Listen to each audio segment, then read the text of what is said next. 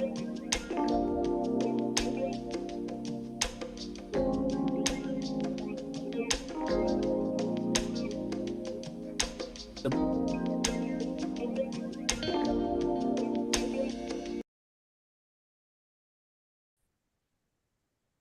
pledge allegiance to the flag of the United States of America and to the republic for which it stands, one nation, under God, indivisible, with liberty and justice for all.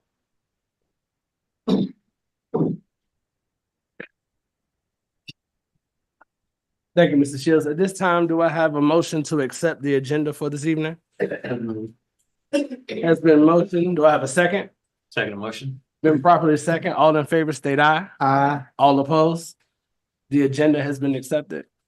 Do we have a motion to approve the consideration of minutes from our March 25th, 2024 regular scheduled meeting? The motion to, so moved to, approve the minutes from the March meeting. Second. Been motioned and properly second. All in favor, state aye. Aye. All opposed? Minutes have been approved for our March 25, 2024 regular scheduled meeting. Ms. Freeman, do we have any public input at this time? Yes, we do.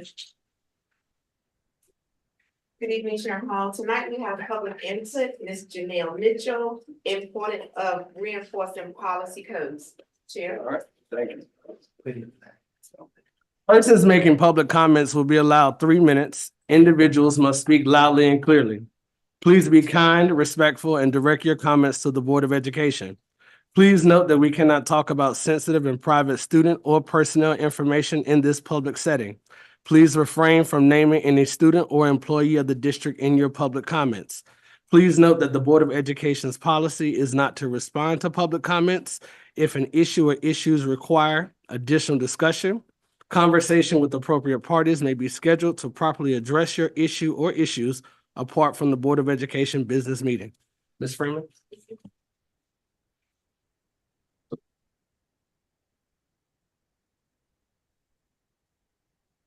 Good evening. My name is Janelle Mitchell. I come as a parent, as a mother, and also as an advocate of my community. My concerns today is just simply reinforcing policy codes that could have an affected change and output with our children, which are the leaders, upcoming leaders of our community. I would like to start with Policy Code 2320, compliance with open and meeting laws. I'm gonna move forward with Policy Code 2475, school rules. Policy Code 1010, board authorities and duties. Policy Code 2116, removal of office. And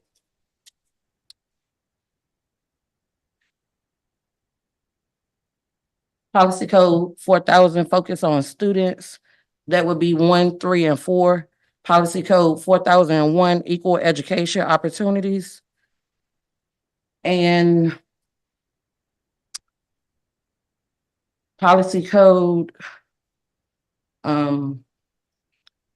that would be GS 115C-27.35, misconduct. And all in all, my goal and my attention directed to these policy codes is to foster effective teacher and parent communication, as well as disruption of education environment and communicating harm to students. And I feel that as a parent, that if we continue to reflect on our policy codes, that it could make an effective change. And it can eliminate a lot of complaints as well as interferences with the education. And that's simply it. No questions at this time. Thank you.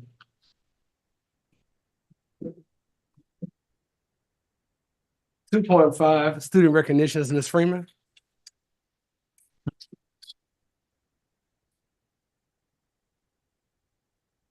Good evening, Chair Hall, members of the board, Dr. Pratt. As a district, we always want to lift up our values, our core values, student-centered, accountability, equity, excellence, and collaboration. Tonight, we would like to recognize the Battle of the Books teams. The Battle of the Books is a competition sponsored by North Carolina School of Library Media Association that promotes literacy and engages students to read among the students in North Carolina. Elementary students had to read 15 books, middle school students read 20 books, and high school students read 16 books. We're going to start with Ahoskie Elementary School.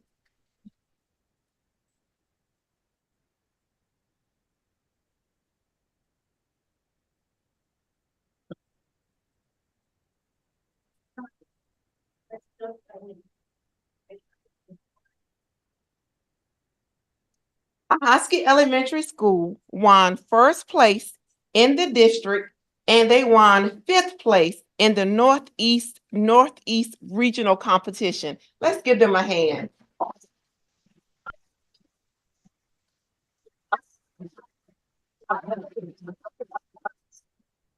Next, we're going to have Riverview.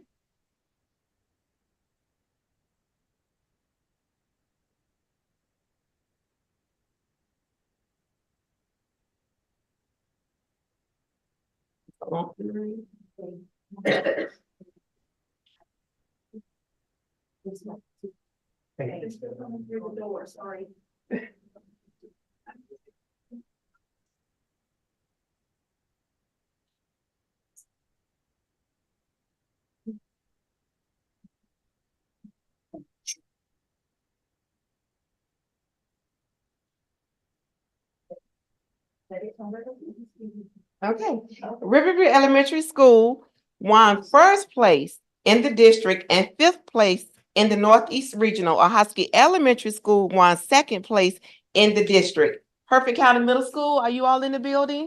Hertford County Middle School? Hertford County Middle School.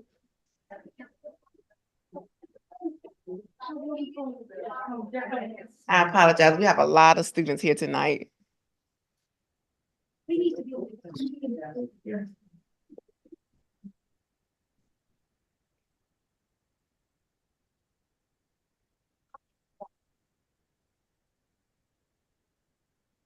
But that's good news when we have students.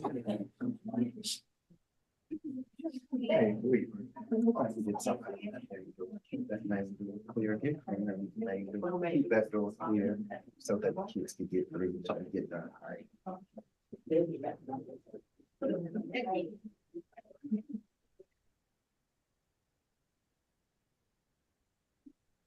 Okay, Hertford County Middle School won fourth place in the National Regional Battle of the Books. Let's give them all a round of applause.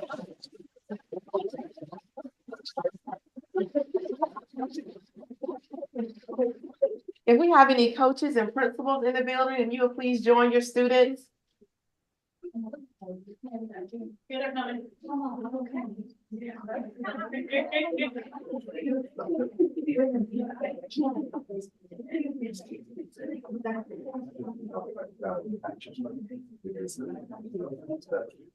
Board members, if you would please come for pictures with this first group.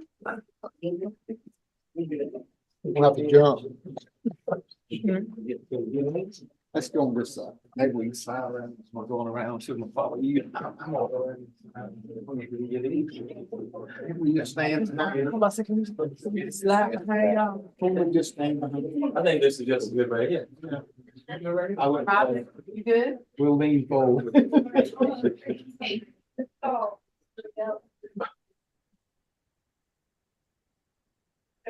Thank you all. You all may go back out. Thank you so much.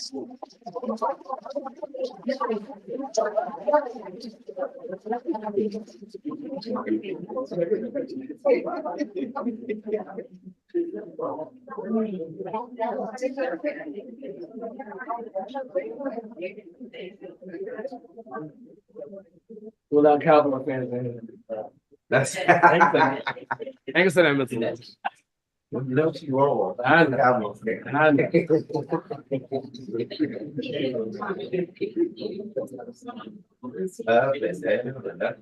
Up and down, up and down.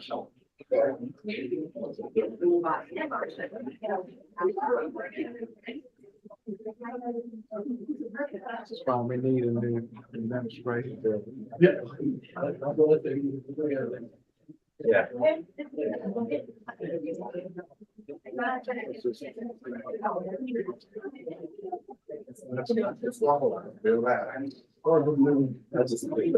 Yeah, I know. Next, we're gonna have Hertford County Early College students. Hertford County Early College.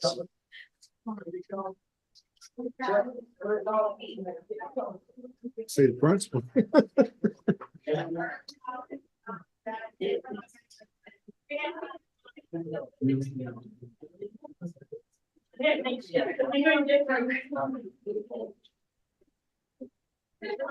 You guys just go here and line over here.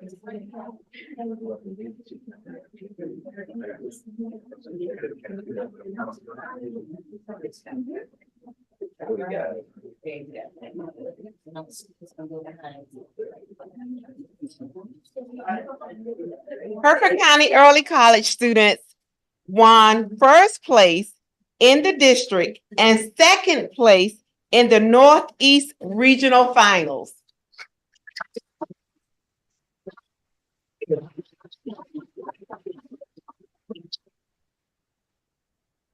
C.S. Brown students.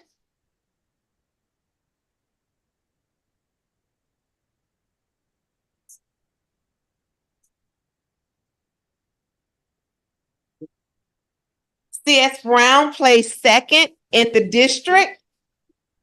Hertford County High School student. Any high school students? Okay. Hertford County High School placed third in the district. Let's give our high school kids a round of applause.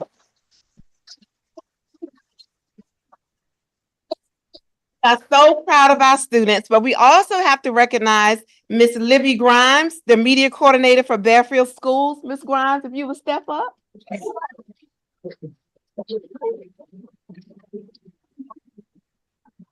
And Mr. Davis, if you will please step up. He's the director of Albemarle Regional Library. They served this year as the Hertford County Public School Battle of the Books coordinators. They did an amazing job. Let's give them a hand.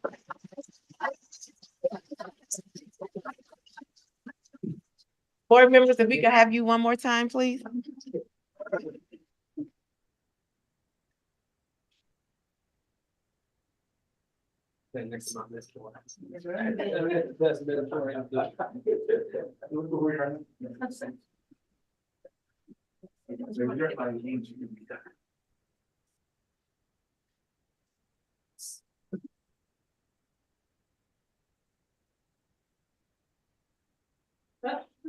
Almost can see you.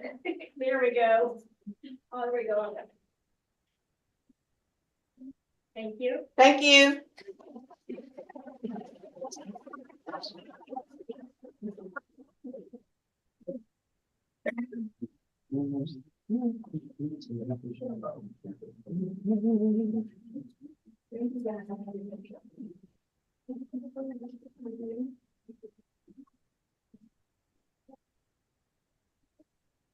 Two point six employee recognitions, Ms. Freeman. Good evening, Chair Hall, members of the board, Dr. Pratt. National Assistant Principals Week was held April the 1st and 5th, 2024. It's a celebration of the unsung heroes in our education system. Those dedicated assistant principals work tirelessly to assist teachers, motivate students, support principals on a daily basis. When I call your name, please step forward. We're going to start with Ms. Riddick, Bearfield Primary School.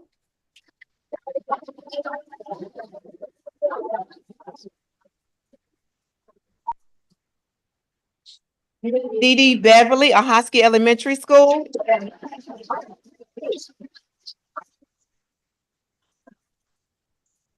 Miss Lucille Anthony, Riverview Elementary School.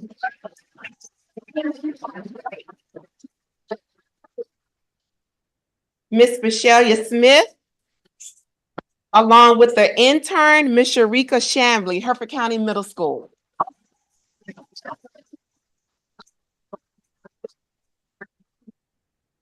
Miss Patrice Watford, Hertford County High School.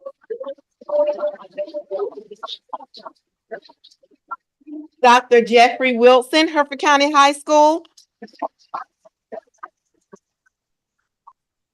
And Mr. Larry Maury, Hertford County High School.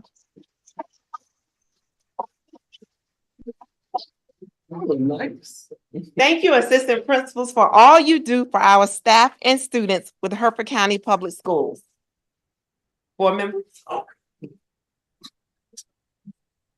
Downstairs.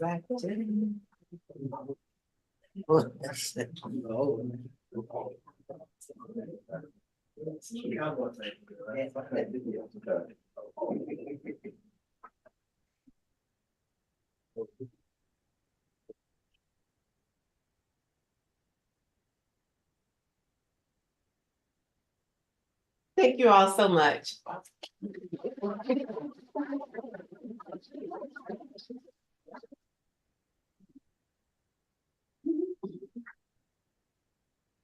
At this time, we want to take a moment and recognize our media coordinators for National Library Week, which was April the 7th through the 13th. And the theme was Ready, Set, Library. When I call your name, please step forward. We're going to start with Miss Libby Grimes, Bearfield Primary School.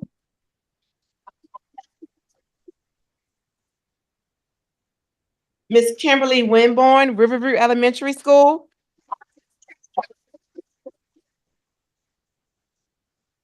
Miss Amber Moore, Ahoskie Elementary School.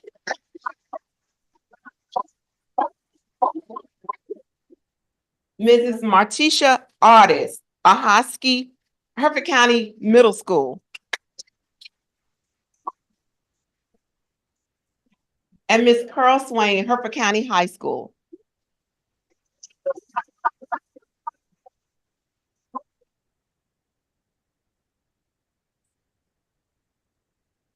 Hertford County Public Schools would like to thank you for all you do every day for our staff and for our students.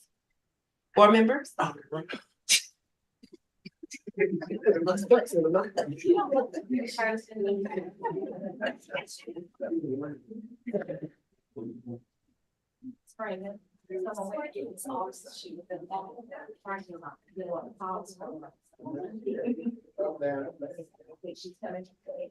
Here she comes. Okay.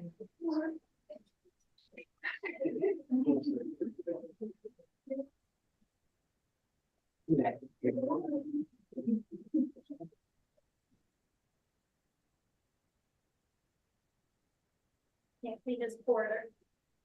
There we go. Thank you.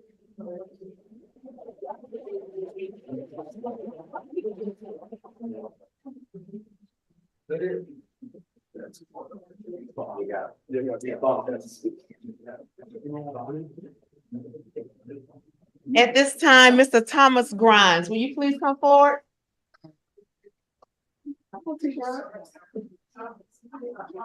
Mr. Thomas Grimes. He's on errands. Sorry. Okay. Passionately labor. Tonight, we would like to recognize Mr. Thomas Grimes for earning the Certified Education Technology Leader by passing a rigorous certification exam. This certification, rewarded by the Consortium for School Network and signifies that Mr. Grimes has mastered the knowledge and skills needed to carry forth the 21st century technology for our grades K through 12. Please join us in congratulating Mr. Grimes for this great accomplishment.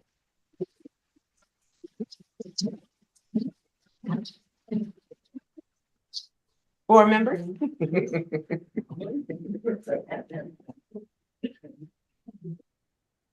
Thank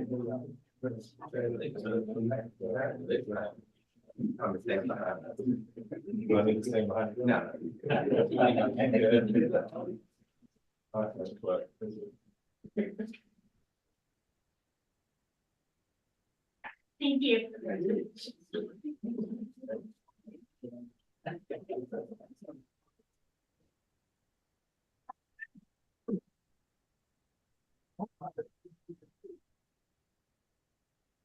Be the bar, Ms. Norman.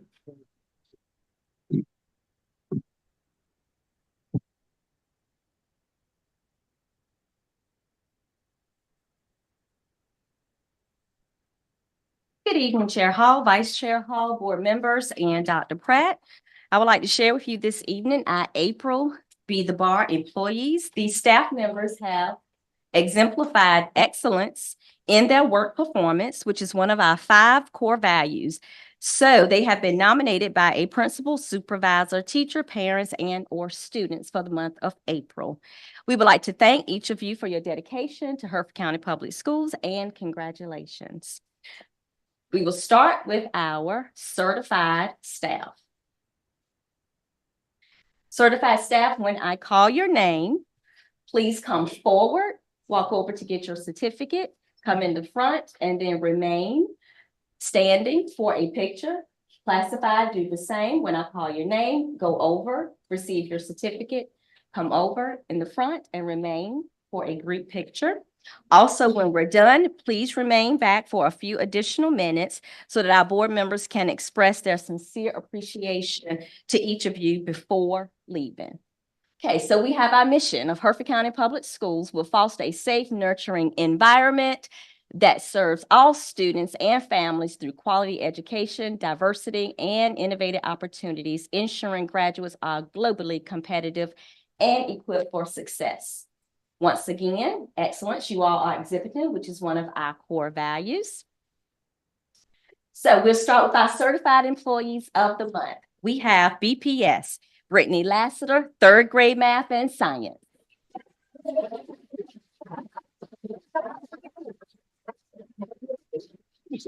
AES, Crystal Taylor, 5th grade EC teacher.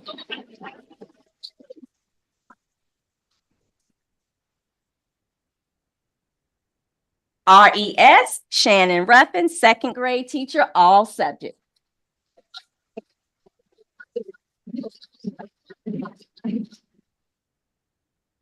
Now to our middle school, we have Mr. Sambanda, 7th grade math teacher.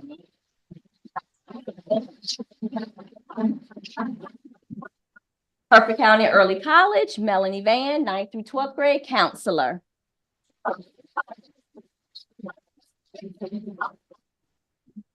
CS Brown, 9th through 12th grade, Jerome Solomon, ALP teacher.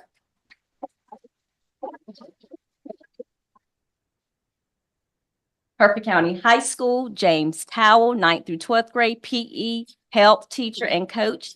He's not here tonight, but we can still clap for him. And then we have our district office, Georgette Williams, EC director.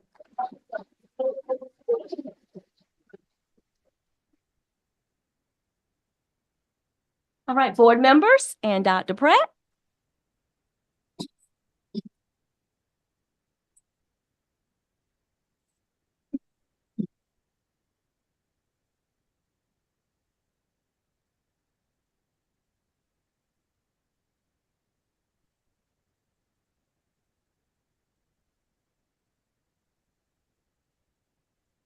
Thank you.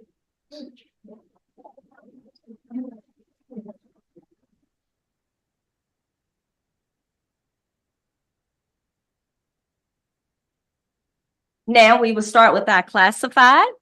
BPS, we have Maggie Gray, K through 3rd grade teacher assistant.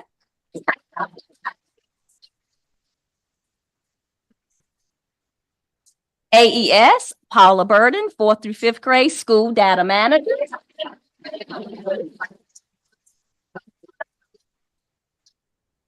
RES, K through 5th grade, Brianna Jordan, technology teacher assistant.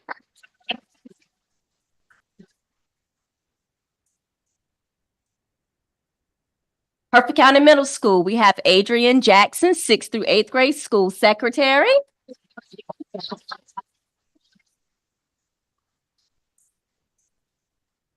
Hertford County Early College, Dan Branch, 9th through 12th grade bus driver.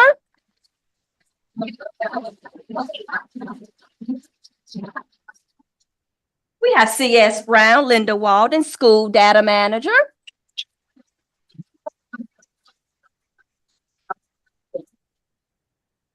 Hertford County High School, we have Ron Watford, custodian.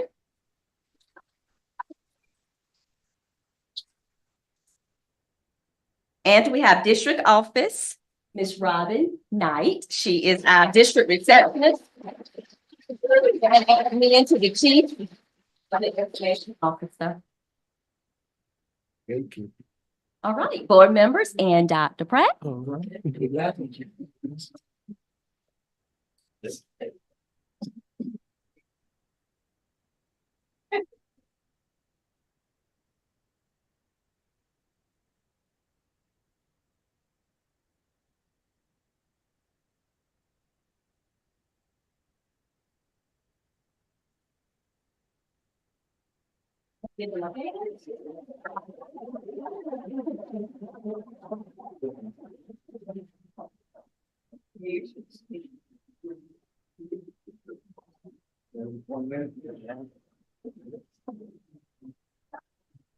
Mr. Deloach. Thank you. It is always good and a great opportunity to recognize great people for doing great work. On behalf of the Board of Education, we want to take this opportunity to recognize you and to thank you for all you do and the hard work that you provide for our students and our district. We take this opportunity to say thank you and to recognize you for what you do. You are to be saluted, you are to be commended for all that you do. And we just appreciate what you do each and every day. Thank you again for what you do. Thank you.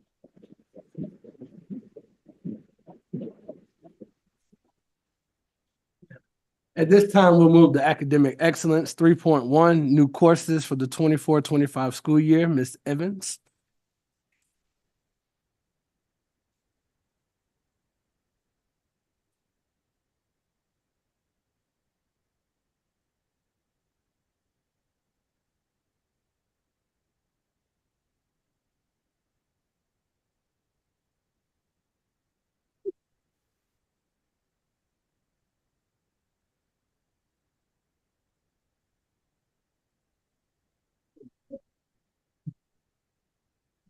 Online tonight? Get online? Yeah. I'm using their internet. I don't know what I need. I really don't know. Who I know.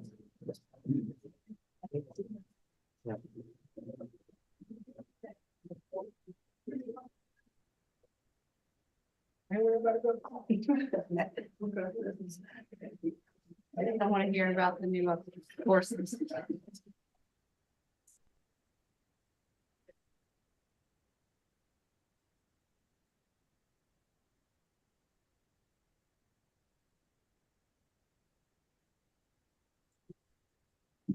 Good evening, Board Chair Hall, Vice Chair Hall, board members, Dr. Pratt. Tonight, I bring you the Hertford County Public Schools proposals for new courses for the upcoming school year.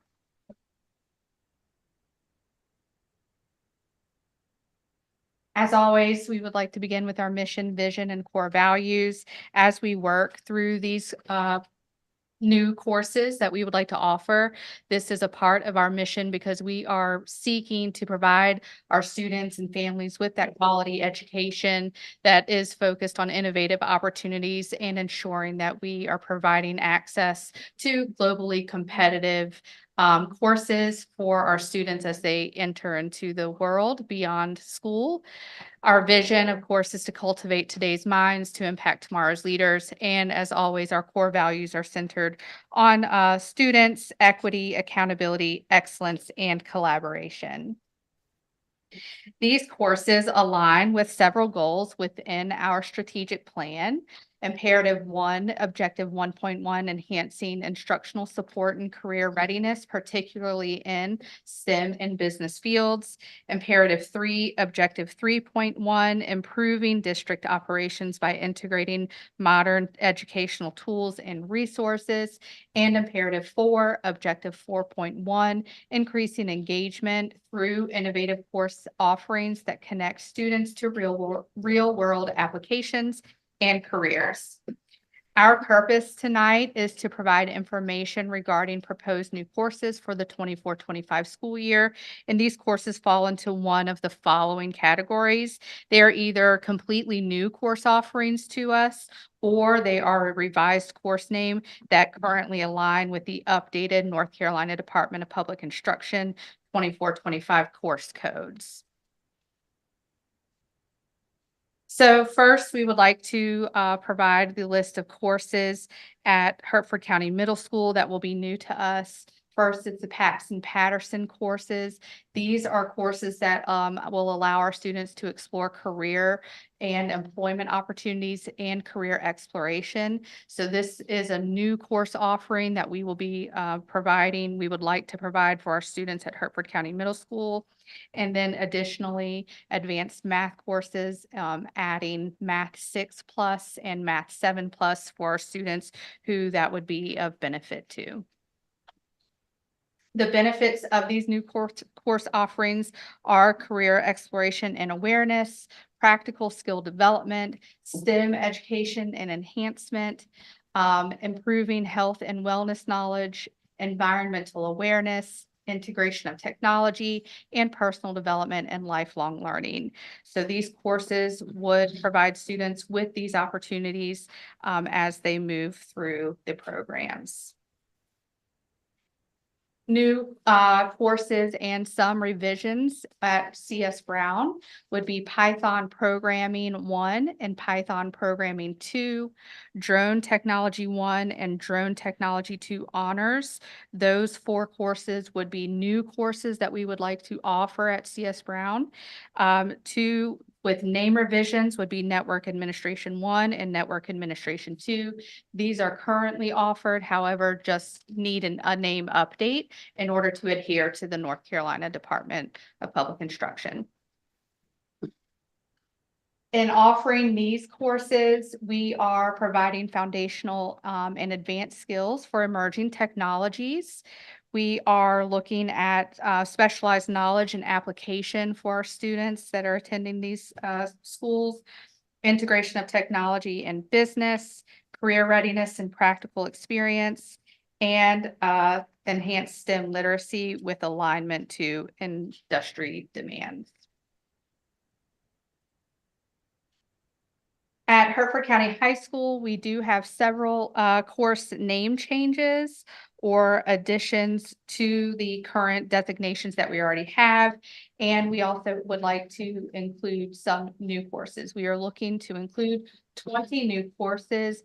As you can see, those would include dance, animal science, 1 and 2, agriculture, mechanics, business ethics and law, counseling and mental health, child development, early childhood education, honors, culinary arts, and hospitality.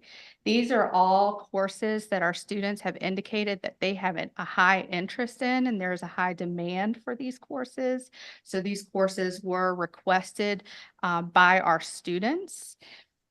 The name revisions, we have 11 name revisions. As you can see, for instance, yearbook. Yearbook is a course that we have offered.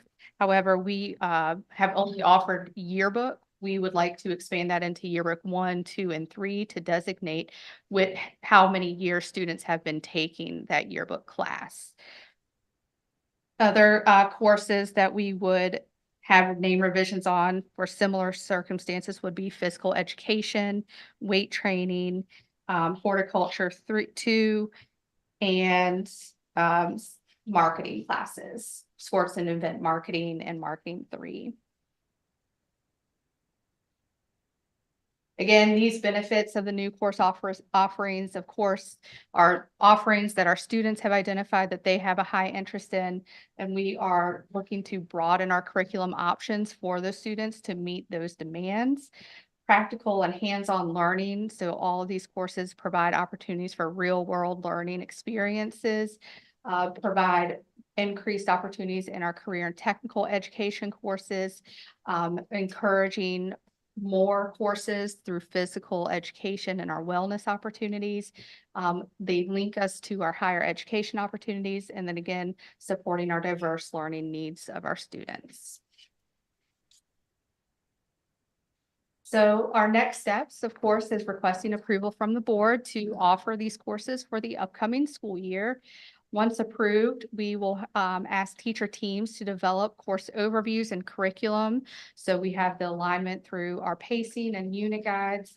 We would have a curation of resources and instructional tools to support teachers and students. These might offer might need board approval. If they do, we'll bring that back to the board. And then, of course, offering ongoing professional learning. Are there any questions? Board members, any questions or comments at this time? Mr. Chair, I have some comments. Yes, sir. Thank you all. I want to thank the department for presenting this information. First of all, I think it's great to have these courses offered for our students. And I'll get down to the real question in a minute, I guess. But the tech courses at CS Brown, the programming courses we've been asking for a while. I'm just so grateful. They are real life courses. Students can learn programming and they can go out there and make plenty of money, Lord, make more money than we all can make. But this is ideal, and I'm glad to see it being offered. And I hope that the question I ask in a minute doesn't interfere with that. The high school, knowing that the kids had a great have some input in these courses, I think it's excellent. I mean, that's what we need to do. We need to talk to students and find out what they want. And we can't do everything they want to do. We understand that, but we can do some of the things they want to do because schools are supposed to serve children. So if they're not serving children, we need to look at what we're doing. The major question I have is that anytime you offer new courses, there's also a cost factor. Have you all had a look at any cost analysis as to what it's going to cost to utilize, to develop, to start these new courses? Now, some of these courses I heard you say require new teachers, new staffing, or whatever. Some of them may not. But do we know that at all? Because I would love to say, yes, let's do it all. But what is it going to cost? And the reality is, how much can we really do? Right. So right now we have identified with all of our new courses at the high school and CS Brown, we have identified teachers that are currently on staff that are eligible to teach those courses. So right now we have several teachers that are available and able with their current licensure to teach those courses. So that would not require any additional staffing on that part. That's great. So we have no new courses basically that would require additional staff. Correct. At either site. Correct. All right. What about textbooks? Do they require additional textbooks? Do they require, this kind of thing? Because usually when you're talking about a course, you're talking about a textbook. Right, of course. And so one of the things that we have done is looked at not necessarily the cost of each individual one, but we are setting aside curriculum funds in order to make sure that we have the curriculum materials that are required for that. So with that work being done in conjunction with the CTE department, we would identify what curriculum resources and materials will be needed, and we will set aside funds for the upcoming school year for that. So what I hear you saying then, we believe that we can offer most of these courses, I'm not going to say all, but most of these courses without an additional major resources. Correct. And I use the word major because, it might be something you guys need. Right. Yeah. Thank you so much. I'm just excited about this. I think it offers a great opportunity for many of our children that may not see a future in what we're trying to do. So I just think it's a great opportunity, and I wish we could do all of these stages too. Thank you, Mr. Chair. Yes, sir. I agree with, Mr. Deloach. And the selection of the courses and that the students, Yeah. were interested in. They're really courses that as they get older and graduate and leave the county or come back to the county where it will prepare them for the future. And it's quite a number of them. Even you have someone with the drone training 1 and 2. The only thing that we would need is they would need a test, and that's it. And we Right. have the ability to reimburse for that. Sounds good. Somebody's been doing the homework.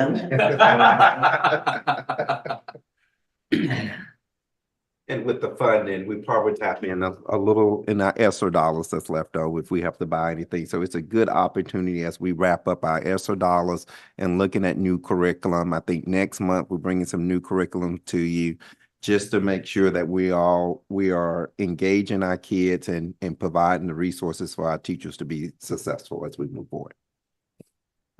Is there any opportunity, You can go ahead. is there any opportunity, Ms. Evans, that we know of right now that we're gonna look into partnering with the universities or other colleges in the area with some of these programs? So that is part of the process. We are looking at what programs Roanoke Chowan Community College might already have as well, and then also looking to partner with Chowan potentially to provide some support in these areas. Is there any way that we could somehow incorporate, if a student was at Hertford County High School and they want to take this drone course, is there a possibility that down the road that they could do that possibly? I'm just throwing stuff out. I'm trying to make CS Brown as big as the high school. You know what I'm trying to do. I mean, because sometimes a student might see, or a student at CS Brown might want to take a horticultural course at the high school. Is there a way that, not this year, but maybe we could possibly let a student go to more than one high school at the same time? As they get, I'm just throwing stuff out there. Mr. Hall always says, let's create a new box. That's what I'm trying to do is make our schools where we can create that new culture at the high school or at CS Brown or at Early College High School, where we can potentially do a couple of things, increase the students' want to go to school, increase the students' ability. Maybe they'll realize they like STEM, and then maybe they'll, at their high school, and maybe they see this as an opportunity to transfer to the STEM school. I'm just saying, if our children don't have the opportunity to explore some of these opportunities, then how do they ever know? Right. I mean, it sounds interesting, but I mean, I'm just, maybe there's a way, Dr. Pratt, that we could eventually have some explore course week at during the summer or something like that, where you have where we have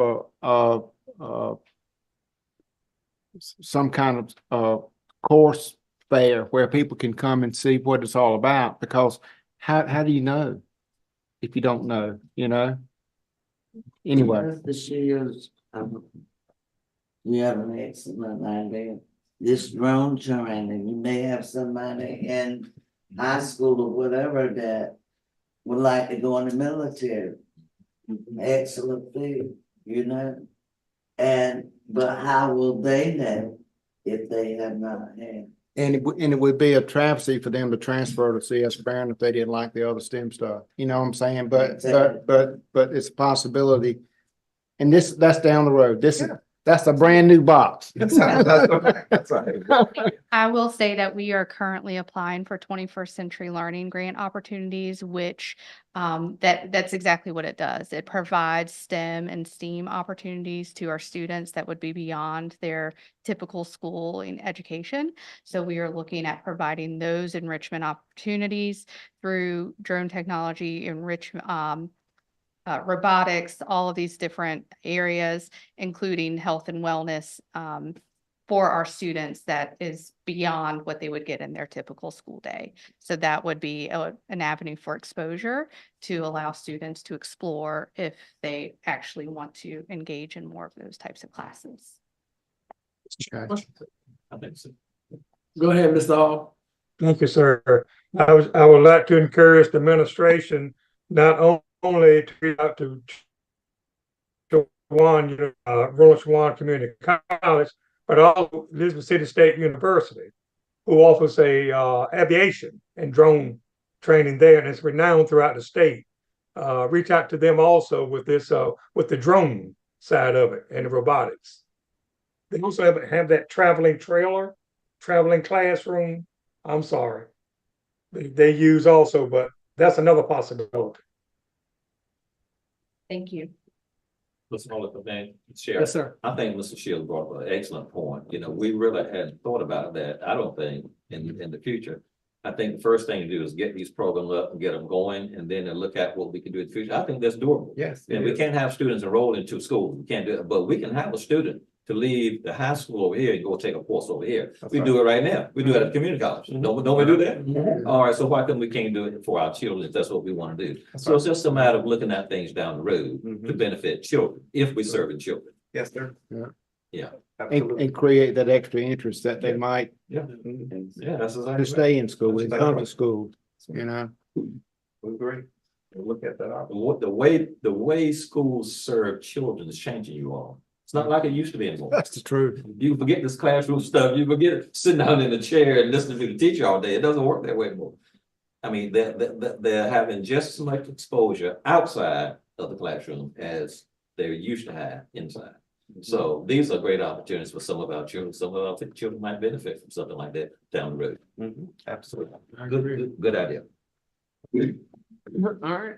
If there are no more comments or questions, board members, may I have a motion to approve the new courses for the 24-25 school year as presented by administration? Mr. Chairman, I make a motion that we approve the new course selections that's been presented to administration tonight. Has been motioned and properly second. All in favor, state aye. All opposed? New courses have been approved. Thank you, Ms. Evans. Thank you.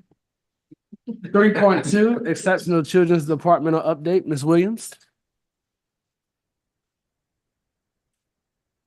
Good afternoon or good evening, Chair Hall, Vice Chair Hall, board members, and Dr. Pratt. So I'm here to talk to you about the Exceptional Children's Program. I'm excited to share that information with you. And of course, we have our mission statement, our vision, our core values. So I'd like to begin in talking about the child count. So child count is looked at two different ways. One way to look at child count is for kindergarten, age 5 to 21. We can also look at child count from age 3 because we take EC pre-K children at age 3 all the way through age 21. The state goal is for us to have a percentage of the ADM that does not exceed 12.7. We receive our funding from 12.7%. Not from 20% or 18%, but from 12.7%. You can see that in April of 2023, our ADM and our percentage of EC students in our ADM was 15.8%. But in 1 year, we've reduced that to 14.41%. I think that's a great accomplishment. And I think that that was done through our plan of ensuring that when we identify children, that we identify those correctly and that we make sure that the children that we identify are eligible for the service. When we look at the demographics and we look and compare,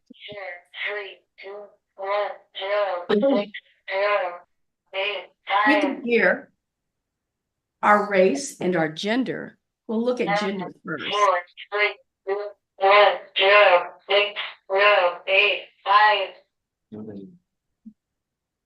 So our gender, you can see that we have more boys than we do girls. Our male students are 238 students, which is 10% of our overall population. Our female students 117 that are EC are 5% of our population. Now, numbers are funny sometimes. And so as I was going through this data today with Ally, I realized that I have a number wrong up here. Well, so when we look at race, we see that the majority of our race that is identified as EC are our Black students. That number is incorrect. That number is 192. And then we go through the remainder of the races that we have in this district. If we move to the next slide, we're looking at students with disabilities by category. Our highest category that we have is for our LD population, which we have 141 students. That's about 40% of our EC population. We also have OHI, which is other health impairment, which is 80 students back in 2023. Currently, we have 60. We were able to reduce this by 20%. This doesn't mean that we removed those students, but we found that those students were also identified as LD or AU or some other disability, so we supported them in that area. So we contribute this reduction in those students. I'm not an educator. Okay. So can you tell me, I know what Sure. AU means, but Yeah. the general public might not know. So if you can tell us what those, I mean, as you go through and explain that. So the disabilities, of course, there are 14 different disabilities, but we don't have all of them in our district. So we have the disability of AU or autism, DD, which is developmentally delayed. Once you turn age 7, we look for another identification for that. ED, which is emotionally disabled. IDMI, which is intellectually disabled, mild. IDMO is intellectually disabled, but moderate. We do not have any students in the district who are intellectually disabled, severe. We also have LD students, specific learning disability or learning disability, which is the highest number of 141. And then we have MU, those are students who have multiple disabilities. OHI, which are students who have other health impairments. So their medical condition or emotional condition, well, medical condition affects their ability to access their learning. And then SI, which is speech, or SLI, which is speech language impairment or speech impaired. So as I was saying, 141, which is 40%, or excuse me, our learning disabled students is 141 students of our 355 students in our EC population. And so that's about 40% of our students overall in the EC population that are LD or specific learning disabled. Other health impairment is, we have reduced that down to 60. And then you see our autistic population, which has slightly increased over the time since I've been here. And so we're working in that area to support parents of children who are autistic and helping them to understand the various disabilities or various symptoms that they may have. So not every autistic child is the same. They're all very different because it is such a spectrum.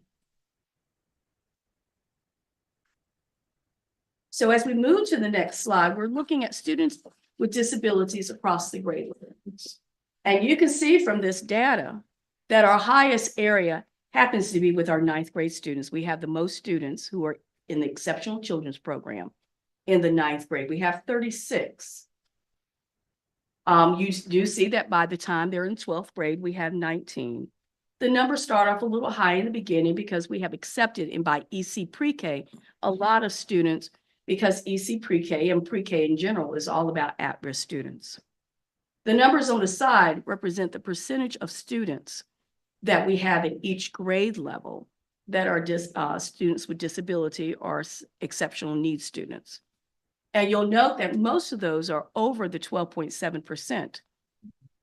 We have our 8th graders that are 18%, our 6th graders at 19%. But we do have in the lower grades with our kindergarten and 1st graders that are below 12.7%. That also includes our 3rd graders and our 12th graders. So as we move forward and look at the disability of speech language impairment, you'll notice that there are 120 students in this area. When we look at speech language impairment, we have to take into consideration the student's dialect or way the students speak in this particular area, because we don't want to discriminate. So these are children who have severe needs, such as missing, substituting sounds, maybe omitting sounds totally, certain sounds, maybe omitting vowels. I've seen children who omit vowels. We have primary area of disability and secondary area of disability. So a student with speech language impairment that has it as a primary disability means that that's their only area of disability. So we have 36 out of the 120 students that have the primary disability of being speech language impaired. In the secondary area of disability, we have 84 students. That means that they have a disability in another area. It could be that they have a disability in autism, a disability in intellectually disabled, mild, moderate, or severe, or a disability in specific learning disabilities. So that is their secondary disability. So as we move forward, we're looking at identification by race. And we'll start here with autism, which you'll often see written as AU. We have a total of 41. And you can see how it breaks down by race, along with developmentally delayed. Now that 2% there represents 2% of the entire school body, not 2% of the EC population. So 2% of our entire school body is considered autism, is considered being autistic. Developmentally delayed students, we have a total of 21. We do not have a percent there because it was less than 1%. Emotionally disabled, we only have 3 in the district. Next slide. We also have intellectually disabled mild. These are students with IQs that are between 70 and 56. And we have 38 students, which is about 2% of our overall population.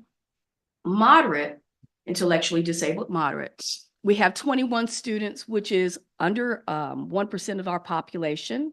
These are students who have an IQ typically between 41 and 55%. And specific learning disabilities, we have 137, which is 6% of our overall population.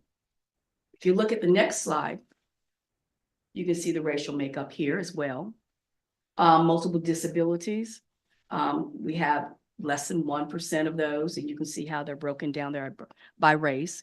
Other health impairment, 21, less than 1%. And you can see that here we replace multiple races or multiracial with other races. Speech language impairment, which is at 6%. So let's look at students with disabilities by school. And you can see, of course, our highest percentage or the highest number are at our middle and high school, which we can understand why, because all the students filter into the middle school and most of the students filter into the high school. But you can also see the breakdown in the first 3 columns for AES, BPS, and RES. You see that CS Brown does have students. They have 5 this year. Early College does not have any this year, but next year we expect that they will. CCAS school, that's a different kind of school. That is a school that consists in, it's just a spot in which we place students who are served in the private school, who are served because they are homeschooled by their parents. And so they don't attend the public school. And so we have 5 students there. When you are in CCAS school, we only provide services for speech language impairment. We do not provide services in any other area according to our IDEA grant. And if you look onto the side, you'll see the percentage of each school's ADM and how it relates to the number of EC students that are there.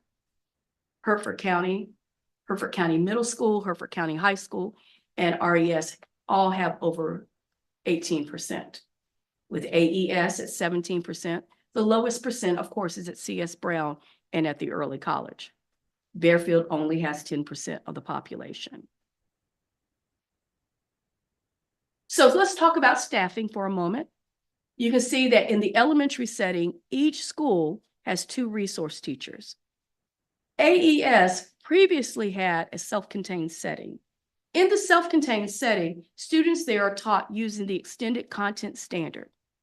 This standard differs from the North Carolina Standard Course of Study in that it is adapted, meaning we took the North Carolina Standard Course of Study and we made it less rigorous and used that for the extended content standard. So students who are in our self-contained setting get a different standard.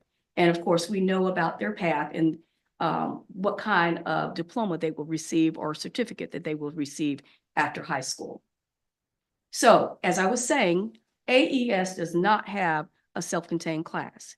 At the end of last school year, we removed that class from the building because of the number of students that attend there and the fact that students wouldn't have the opportunity to socialize as well when there's only 2 in the classroom. So we moved those students to RES. We do have 1 pre-K classroom that is designated for EC pre-K, and that's at RES. And you can see that we have only 1 vacancy in the elementary school, and that is at BPS, and that is with a resource teacher. So for the high school and the middle school, in the middle school, we have 3 inclusion teachers with 2 in that self-contained setting. We do have a vacancy, and that vacancy happens to be in the self-contained setting. The high school itself has 2 resource teachers, 2 self-contained teachers, and an occupational course of studies teacher. We have a vacancy there in our self-contained class. But you see under HCHS that we do have a job coach listed there in blue. Our intent is to ask for a job coach for next school year to help us with our students in the occupational course of studies class, which is OCS, and to help those students with having job readiness skills, to help them to be able to seek employment, do volunteer service as part of their curriculum. CS Brown has a half-time teacher there, resource teacher, and the early college right now does not have any teachers there because they don't have any students. However, next year we do anticipate having students at the early college, and they will be supported by a resource teacher at halftime. That position will be shared with CS Brown. So the information that's provided on the next 2 slides talks about how we set up our class, what we consider. We consider, first of all, what the students will be learning. Are they going to be learning from the North Carolina Standard Course of Study, or will they learn from the extended content standards, which, by the way, at the end of the year, they take what's called the Extend 1 instead of the regular EOG. We look at the location or the type of service that they will receive, whether it's consultative, which we have no students that are under consultative plan, resource, which means that the children are pulled out of the classroom, inclusion, which means that the teachers push into the classroom, and then self-contained, where they receive, they're there in that particular classroom, not because it's self-contained, but because of the type of standards that they learn from or they use. So you can see here the time from non-disabled peers. We try to ensure that all of our EC students have time with their non-disabled peers. And so it talks here about the 4 different tiers. The 4th tier looks very much like the 3rd tier, except the difference is how much support that student may need. So children who have feeding tubes, children who have extreme situations will need that more intensive support, and that will affect the number of teacher assistants that you have in the room. So as we look at the next slide, that's a very tiny slide, but it talks about on this slide, if you are future ready core course of study, which is the North Carolina Standard Course of Study, or the extended content standard. It tells you the type of setting, whether it's general, special ed targeted skills, which is the resource, sustained support, which is typically the self-contained classes, and intensive support is as well. It tells you the number of students that the teacher can have at one time, along with the number of TAs they're expected to have. But you'll note in the high school, where it says occupational course of study, and you go all the way down, it mentions not a TA so much as an instructional partner, but as a job coach. As we move to the next slide, it talks about our student and teacher ratio at each school. So in our resource rooms in the elementary setting, each teacher has an average of 14, well, the resource teacher, and I need to back up for a second and explain something. The class size is different than the caseload size. So I can have 10 students in a classroom, but my caseload may tell me that I can have 35 students. Or if I'm in the high school and I'm resource or rather inclusion, I can have up to 50 students on my caseload. So throughout the day or throughout the year, I have 50 different students that I see. Okay. So elementary has 35 students at the max on their caseload. And in the high school and middle school, they can have up to 50. So you can see that our resource teachers in the elementary setting have on average 14 children on their caseload. And there's 2 classes in each school. In the middle school, each teacher, and there's 1 in each grade level, have 23 students. And in the high school, our inclusion teacher, because inclusion is in middle and in high, they have 37. And that is divided up between the 2 positions at the Hertford County High School and the halftime position at CS Brown. The occupational course of study class in the high school has 11 students total. I want to make a comment about the occupational course of studies class. That class contains students who are intellectually disabled mild. So they have the IQ between 56 up to 70.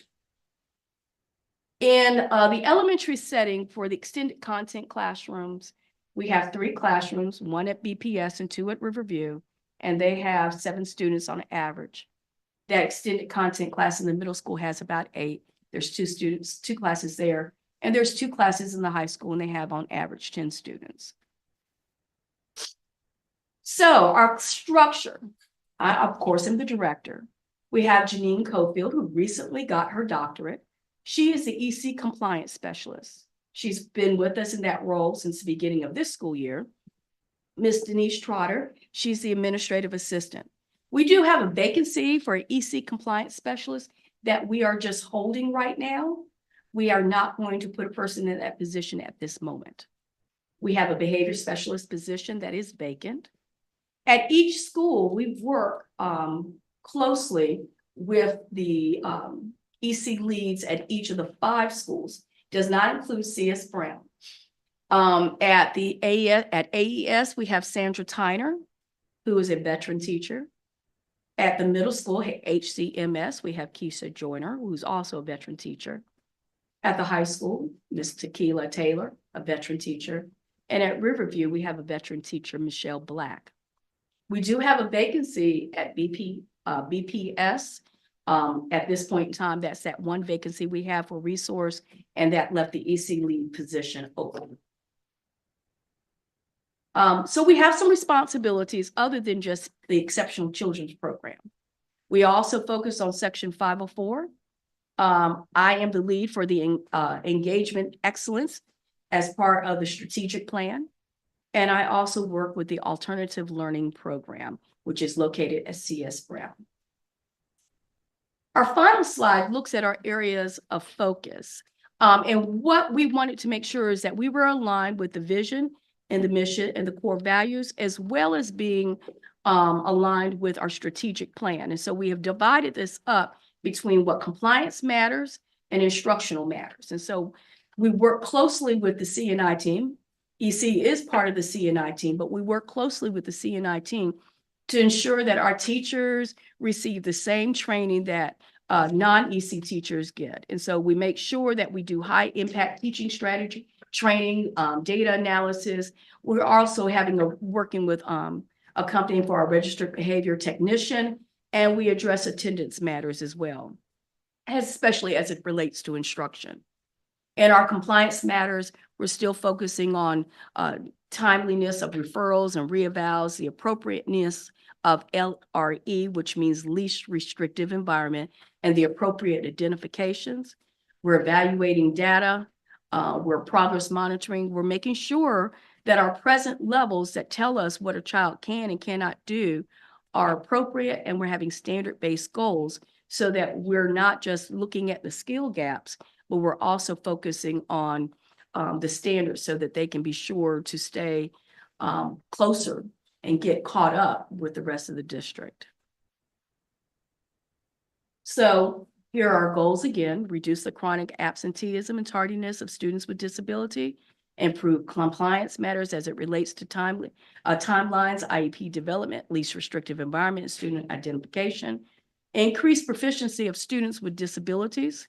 We currently have 2 schools that are in the TSI category, address social and mental health concerns with students with disability, and eliminate teacher vacancies and build teacher capacity.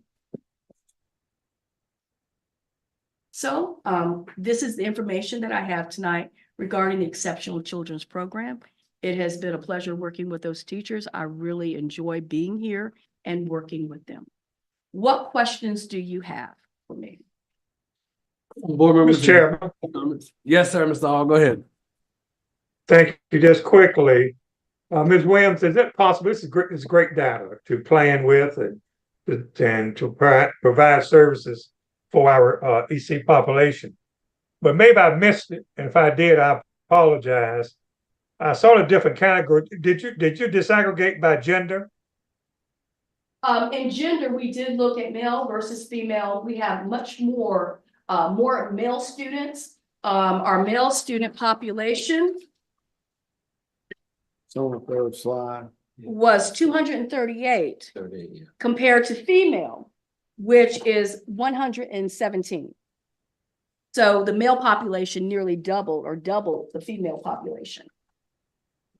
Which could very well indicate a different program of study. Yes, For those sir. particular, right. So in the future, could we get that data included in this report, like this excellent report? I would just like to, is it in there? Maybe, remember, I need Third that slide. back.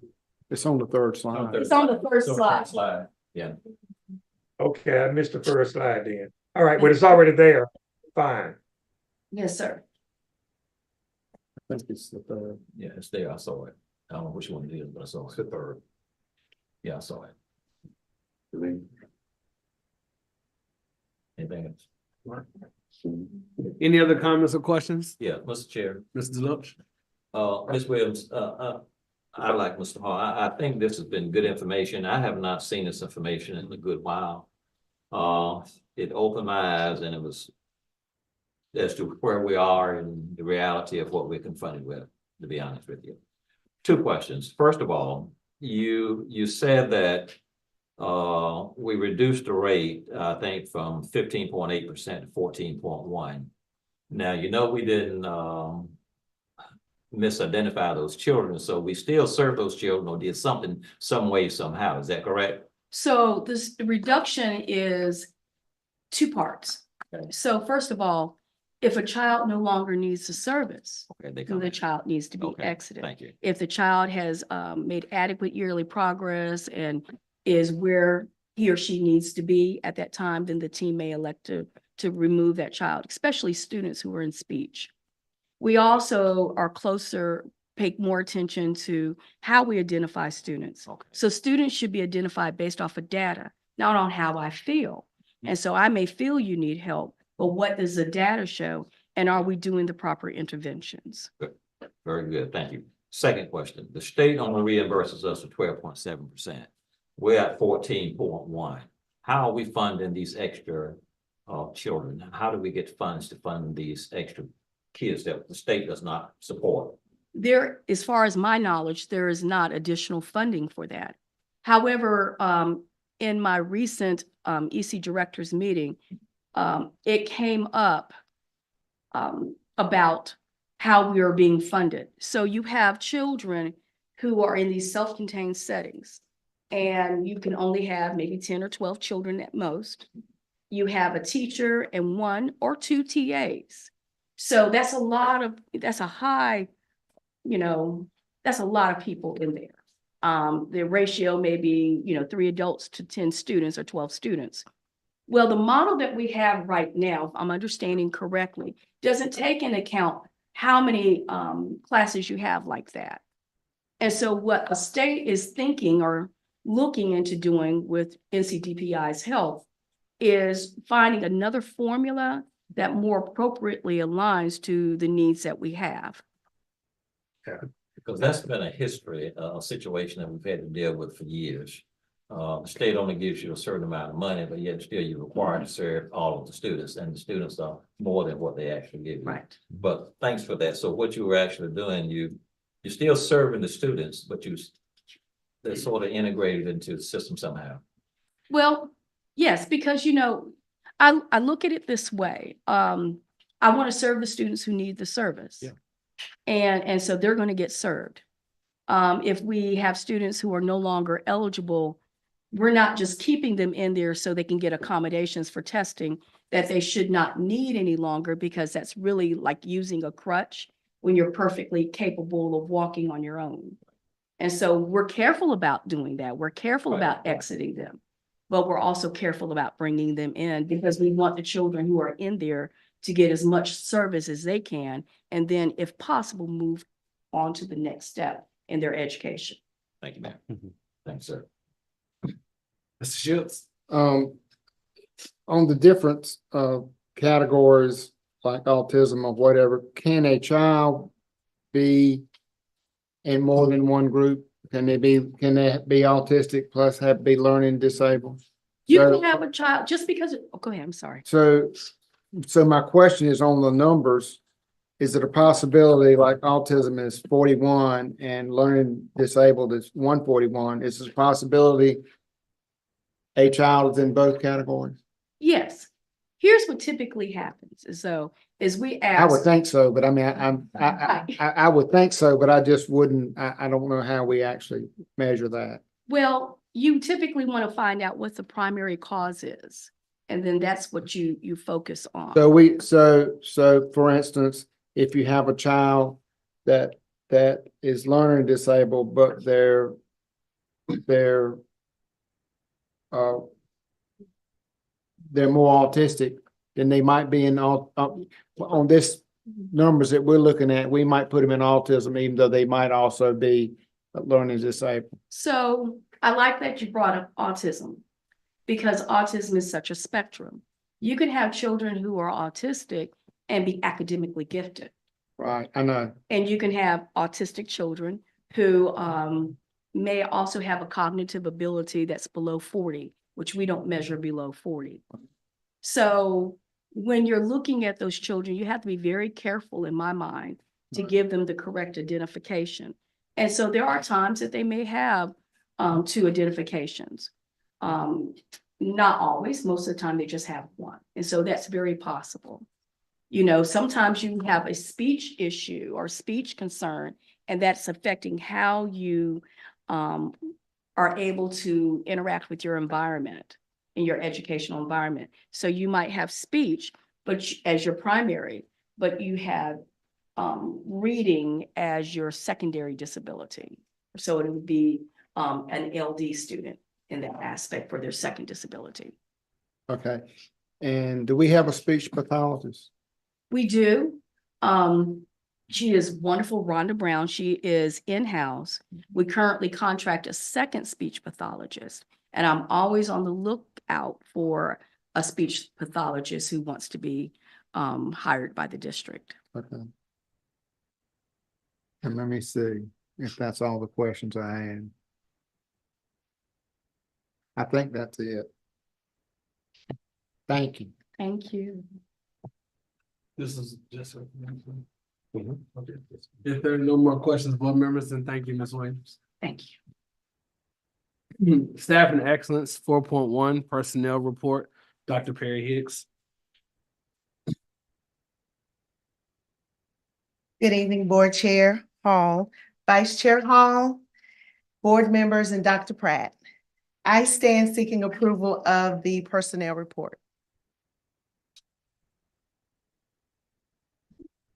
Board members, any comments or questions? If not, may I entertain a motion to accept the personnel report as presented by administration? So motion. Been motioned and properly second. All in favor state aye. All opposed? Personnel report here. 4.2, opportunity culture, Dr. Perry Higgs. Again, good evening. I stand before you to share our opportunity culture here in Hertford County Public Schools.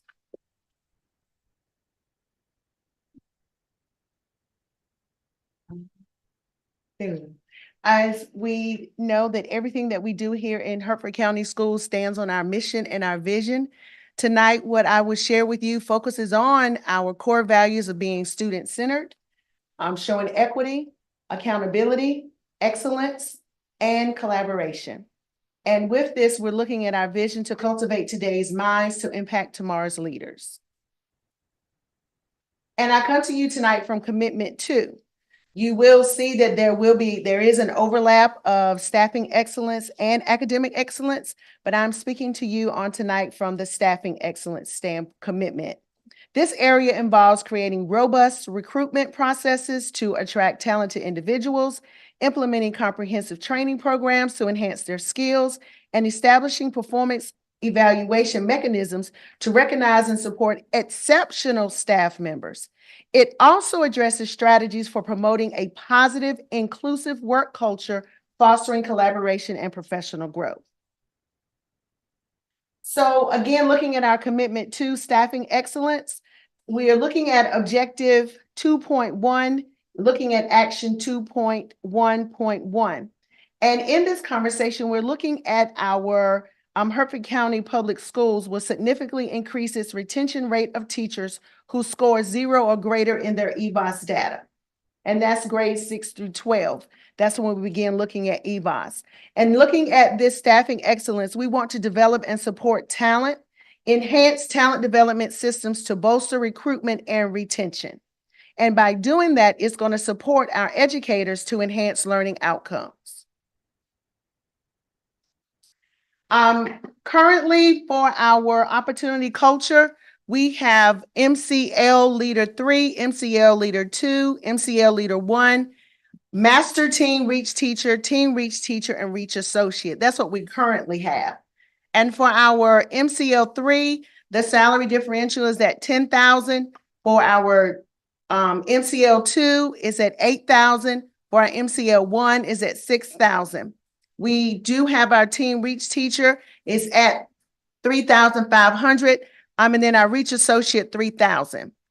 What we are proposing for our next school year is looking at having an MCL 3, an MCL 2, an MCL 1, and a Reach Associate. And so looking at what we can do in order to recruit and bolster our teaching, our staffing excellence is where you see our current differential. We are looking at a new recruitment differential, moving our MCL 3 from $10,000 to $15,000. Our MCL 2 from $8,000 to $12,000. Our MCL 1, $6,000 to $9,000. Our Reach Associate would stay the same. And as you notice in what we are proposing to what we had, as we said, we had the Master Team Reach Teacher and the Team Reach Teacher. We're proposing not to have those positions this upcoming year.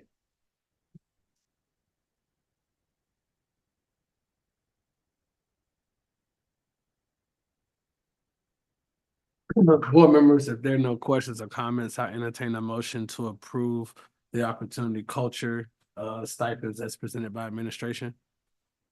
Mr. Chair, I'll make a motion that we approve the opportunity culture proposal that's being presented here tonight based on excellence. Been motioned and properly second. All in favor state aye. Aye. All opposed? Motion carried. Thank you, Dr. Perry Higgs. Thank you. Operational excellence, 5.1, 24-25 proposed budget. Ms. Martin. Good evening, Chair Hall, members of the board, Dr. Pratt. You have before you the proposed budget for 24-25. It includes the State Public School Fund, a projected ADM of 2,325, which is a decrease of 30. Local Current Expense Fund, a request to the county of $5,798,078. This is an increase of 1.5 million. Capital Outlay Fund, a request to the county for funding of $2,457,000. No appropriated fund balance in Local Current Expense Fund or the Capital Outlay Fund. For salaries, an estimated increase of 3%, estimated increase of 1% in retirement, and 7.12% increase in health insurance. I'll be happy to answer any questions you may have. Any questions or comments, board members? My only comment is it's mighty bold. I question the local what we're asking the county for. I hope we get that, but I hope we're not back in 2 months with a new budget, but I think we will be. I don't know. It's just concerning, a little bit, and because I just, we've never gotten that kind of increase before, and I don't know that if we do, it would be great. But I question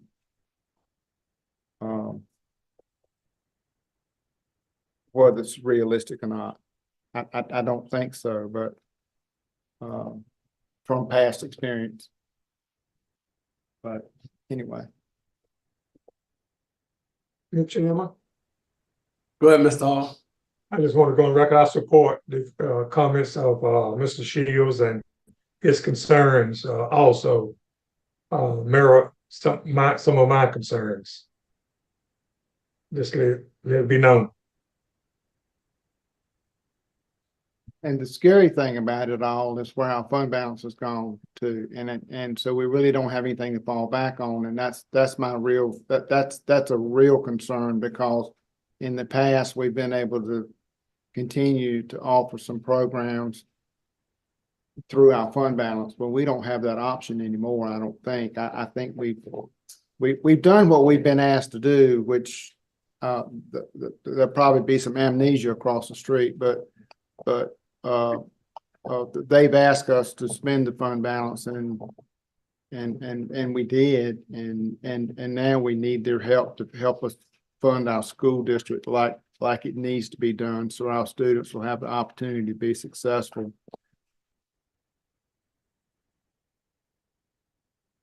And I'll probably get in trouble for saying that, but anyway, it's nothing derogatory meant by that at all. I realize the job that the county commissioners have to do, and I realize how tough their job is, but I also realize that our kids deserve the exact same that kids all over the state of North Carolina get. So anyway. Any other comments, concerns? If not, I'll entertain a motion to approve the proposed 24-25 budget as presented by administration. Make a motion to approve the 24-25 budget as presented by administration. Been properly motioned. Do I have a second? Second motion. Been properly second. All in favor state aye. Aye. All opposed? No. Motion's been carried. Thank you, Ms. Martin. 5.2, 24-25 board meeting schedule, Dr. Pratt. Yes, before the board, this evening, you have the proposed 24-25 calendar. Chair Hall and I met and discussed the calendar. There are some changes to the calendar that we'd like to recommend to the board this evening. As you note, there is asterisks about with meetings that do not follow the regular schedule. We usually meet on the fourth Monday of August, which is usually the first day of school. And so we've had a discussion about pushing that back a week so that staff can focus on making sure that we had a great day and prepare for the second day of school. And so that doesn't follow the traditional fourth Monday of each month. We also have that same example with December the 16th. That third or fourth Monday usually falls on the first week of winter break. And we're asking to have that the week before winter break so that some staff can start their winter break in a timely manner. We also recommended in two of our meetings, our summer meetings, that those summer meetings be for personnel approval only, and we do not carry a full agenda in the month of July and June and then July. That we would just approve personnel at that time, have closed session, and then adjourn the meeting. So I present this for the board approval, this calendar for the board approval.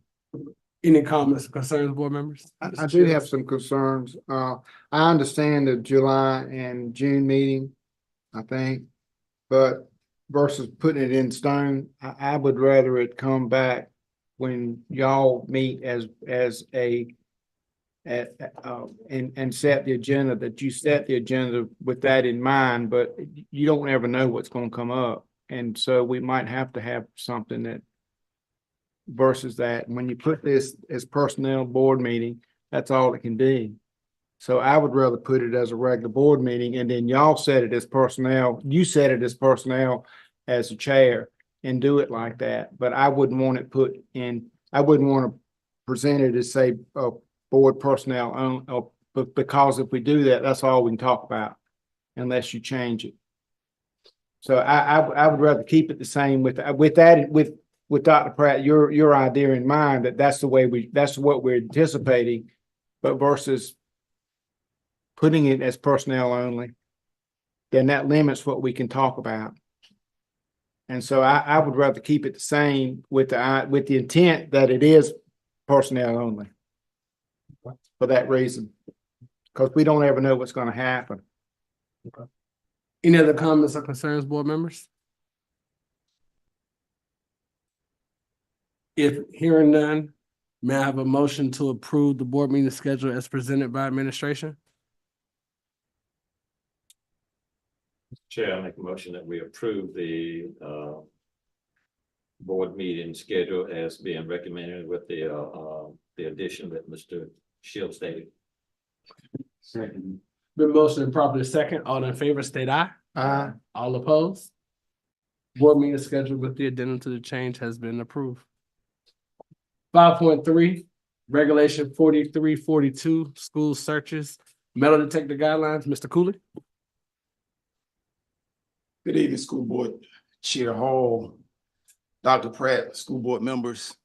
School culture and climate creates an environment where students feel safe, respected, and they enjoy the learning environment. With that in mind, I'm going to talk about metal detector procedures.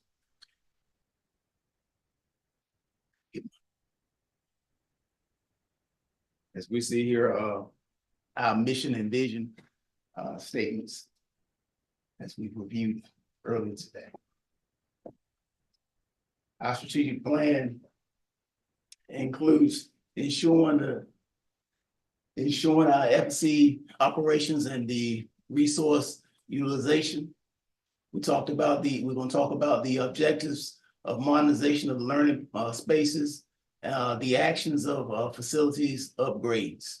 And of course, our key results that we will achieve will be to create a resource-based learning long-range facilities plan that addresses instructional requirements, safety, and the capacity. So we want to create a plan that will tell us what's going on at our schools. All right.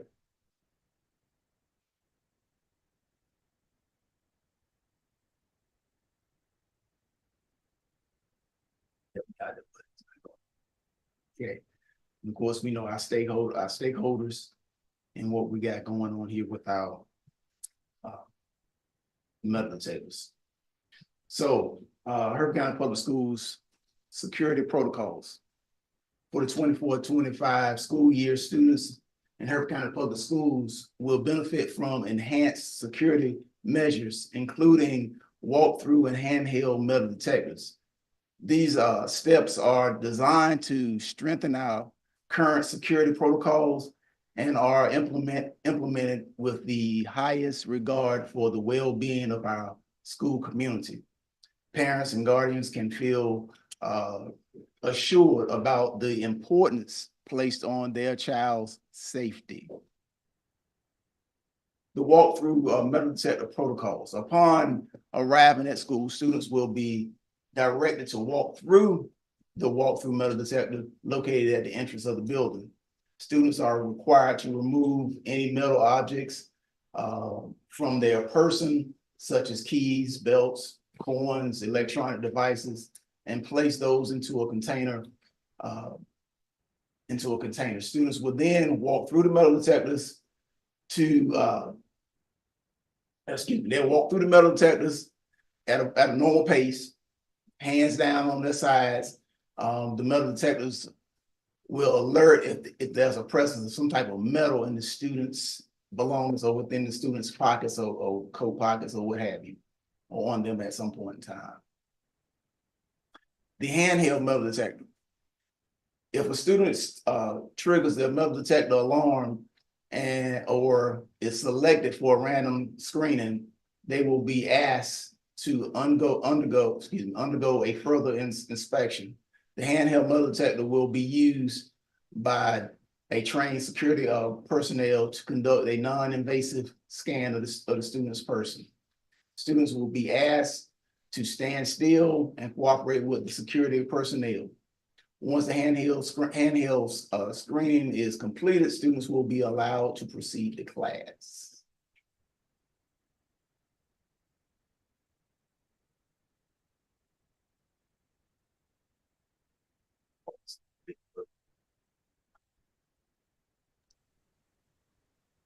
Video, once you look at a short video about the open gate metal detector. Go straight, guys. Going straight, please. Going straight, please. Exactly. Keep going. Straight ahead. Single file, guys. Single file, please. Single file. Something like these. Keep going straight, please. Keep going straight. Single file, guys. Don't worry about stopping. You should be going over to another person that will be telling him, hey, let's see what you got. Do you have anything that we shouldn't have? That was just a quick video of that. But we're going to keep going.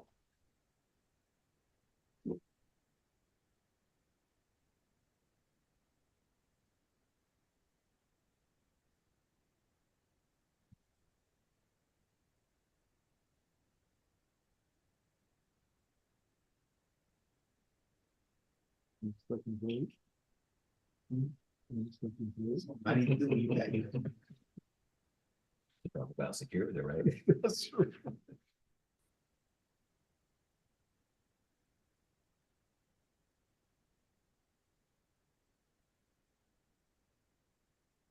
Will this be at all schools? Yes. Well, let me say this. In the beginning, we'll start out in 3 schools. The high school, the middle school, and CS Brown. But our plan is to, by the beginning of next school year, is to have it at all schools. Okay, and these students, as I saw the video, they were walking through, they didn't have to take their book bags off, but didn't take shoes off. They weren't going through an airport thing. You're not taking the shoes and all that stuff. But Unless you said belt, but do they have to, they didn't seem to be doing that. So, Okay. I mean, do you have to do that? I mean, that's one question I've got. So there are 2 different types of metal detectors that we purchased, okay? One is the traditional metal detector that you walk through. That's the one where you have to take your bag and put it off. That was the open gate. The open gate, it can be set to screen for certain things. So as the kids walk through, they can go through and it will alarm if there's a gun, a knife, or something like that. when they go through that one. The other one detects everything. It's just one set. Okay, so that, I hope I answered your question. So which one did We're we get? we're gonna use both. We're gonna use both. We're gonna use both. Okay. Okay, so traditionally, because we want to make sure kids get to class on time, so we'll use the open gate for when kids come off the bus, because that'll be the largest number at one point in time. But throughout the building, like where parents come in or students come in and check in when they're late and they come to the main office, it'll be the other type that'll be there. Main. Yes, sir, the main office. And what we're doing is we're in the process of meeting with principals and deciding where we kind of have an idea, but we know we got to work through this process to make sure it works most beneficial. Because the point is to try to make sure that we don't allow any weapons into the building. I understand Yes, that. So who's going to be in charge of the gym? Because that's where everybody's coming in at the high school, or the, I mean, I'm assuming you'll have one there. I'm assuming you'll have one at the high school, I mean, at the front office, and I'm assuming you'll have one where the buses let off at the high school. I'm just using the high school because that's where most issues will have. Mr. Dutton and I had a conversation about that this morning, as well as I talked with Mr. Loach this morning as well. We also had a conversation a couple of weeks ago. And I did have the pleasure of going down to Johnson County last week to view their system. And one of the things that has to happen there is that we're going to have to make some adjustments. In other words, they're going to be, because as you know, the high school and the middle school has that great, beautiful open breezeway where everybody comes in. So that means we want to shut some of those doors down and start to mandate where everybody comes through, because we're not going to be able to be at every door. So that's what's going to end up happening. Whereas the students at the high school, Mr. Dudley and I had a conversation. We got an idea, but we haven't quite locked in on it yet. But they will come through one door in the beginning. One door, maybe two. We got a possibility of doing it coming through two doors. Will it be at the gym? Will they come through the gym, or will they come through that? It wouldn't be at the gym. Okay. It would have to be the cafeteria. That's where they drop off in the morning now on the buses.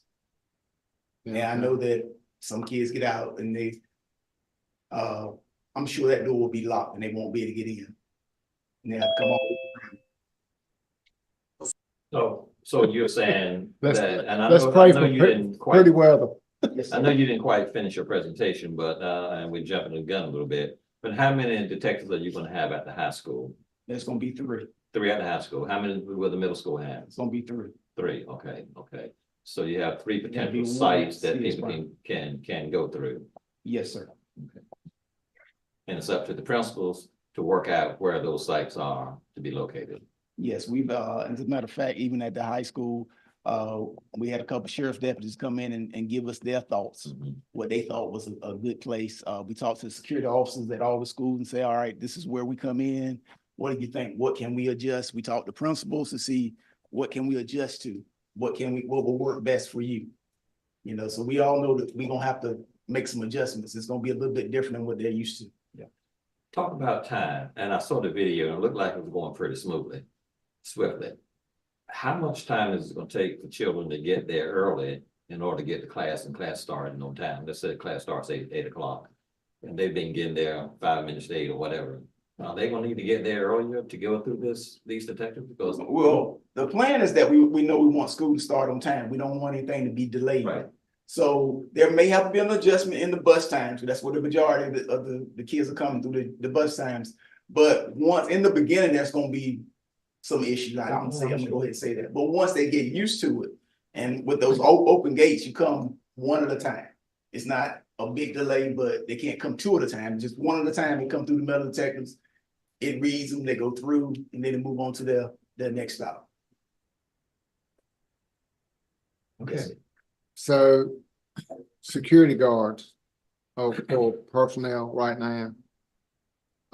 So that means they'll have to have three, I guess a staff member could man the thing too, right? You don't need a security guard. No, it doesn't. I think I answered my own question. Well, as far as the one would be a security person that would have one, or either administrator. But the open gate, and if I beat going through the open gate, you're gonna send me to Miss Porter and let Miss Porter wand me to get me through. You got something in your pocket that you shouldn't have. Right, okay, Give them the opportunity to take it out. okay, And if they say no, then we will send them back through and then we'll bond them. okay. Yeah. Okay. I think we kind of went through the whole presentation already. Anybody got any other questions? Well, security, My question, Oh, Mr. Chairman, is quickly, what's the estimated arrival date of these devices? I spoke with the company last week and we're looking at the end of this month, the 1st of May. When they will get here and they will come and set those up themselves. They would do the training the same day. And then they will stay overnight here in the Hosky and come back the next morning. And as we walk through, as the kids go through, they'll sit there and they'll show us what kind of things we need to do to adjust. That's in August. They're coming back in August. No, sir, May. Oh. May. So The first day. when are we starting this? This first day comes in May. So we're starting this in May. But it's for next school year for the entire district. But we already got them coming, so we're gonna get them coming and we're gonna set them up. Because like I said, when they bring them, they set them up then. So that means we're gonna have to get the word out to parents and let everybody know this is what's going on. Yeah, so I've been through this training. So usually what we did in the past is one school is trained, we go out to that school site. District office employees will be there as well. And then when the new schools come online, it will be our responsibility to go out and train those staff on how to utilize them. It's kind of like trainer model as we go through. Okay. and they're obviously out, I mean, they're not under a cover, they're actually outside, it looked like, I mean, No, we're not putting them outside. That's not our plan. okay, The one that you saw where the guys were walking through, that's a portable can. It can be Okay. used, it can be picked up and moved right, to the gym. It can be Right. moved outside to the Right. games or any event. So those are portable cans. We can move them and we could actually do random searches or random checks, not searches, random checks in any classroom at any point in time throughout the day. We could do that. Because all we gotta do is move them to a different location and we'll go through that procedure. is that the kind we purchased? Yes, sir. Right, okay, I have been under, I guess it's the open model Yes, ma'am. more than any other. And what I see when I go through there as a parent and watching other students going through on the security, with their iPads going off more than anything else. Yes, You ma'am. know, they would go through, so they must have something that they are not, you know, that they know what it is. And as far as the time when they got off the bus, it was at the center of the main building. There's a security guard sitting directly in front of that Yes, ma'am. metal detector. And you would go through there, but it would not slow the process down. Right. You might have one or two getting stopped, and usually it's 4 to iPad. That's right. And the iPads didn't walk across the wall. Yeah, I've seen a school about 2,500 kids under 15 minutes.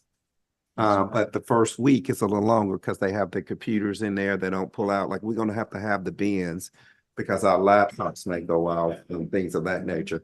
So it may be a little slower at the beginning, but once kids get used to it, they'll start pulling out the things similar to what we do when we go to the airport to make sure that their things don't beep and things of that nature. So it'll pick up the more we utilize them. Brian, can we look at that second video? We just jump to that and we'll be done. That second video may help a little bit with like the random Classrooms. classrooms. Slide 13, yeah. Slide.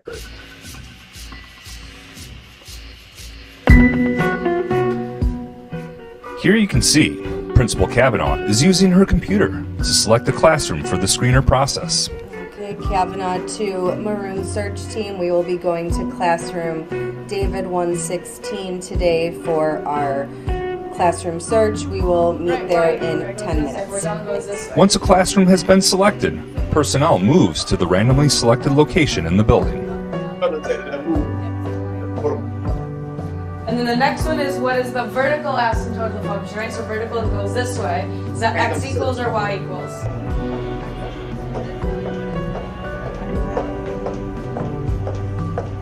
Once the team has arrived, they unlock the classroom door and ask students to stand and exit the classroom.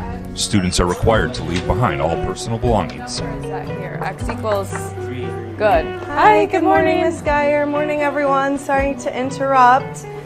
Just wanted to let you know that today we are going to be doing your classroom for one of our safety screenings. So before we leave the room, just a couple things. This is different than what happens in the morning. So before we go, you'll empty everything out of your pockets. You'll take off even your ID. You can leave that right on your desk. And anything in your pockets, if you have a hoodie on, take that out, and then we'll stand up and we'll walk out of the classroom kind of in a single file line, okay? All right, sounds good. All right, you guys leave everything on your desk and let's walk out. So don't forget, take off together. those IDs too. Headphones out, leave those on the desk, please. Right, good reminder, AirPods. Yep, anything in your pockets, bring out. That's good because I would set off the metal detector.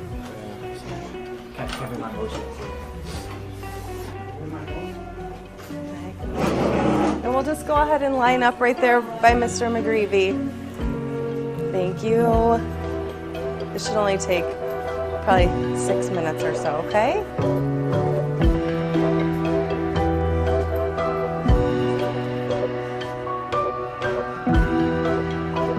One by one, the students will be asked to move through the open gate system. Walk straight through. Straight through. Good. Go ahead and walk straight through. Walk straight through. Good. Go ahead and walk straight through. Go ahead and walk straight through. Straight through me. Good. Go ahead. Straight through me. Good. Straight through. Good. Straight through. Get anything on you should not have?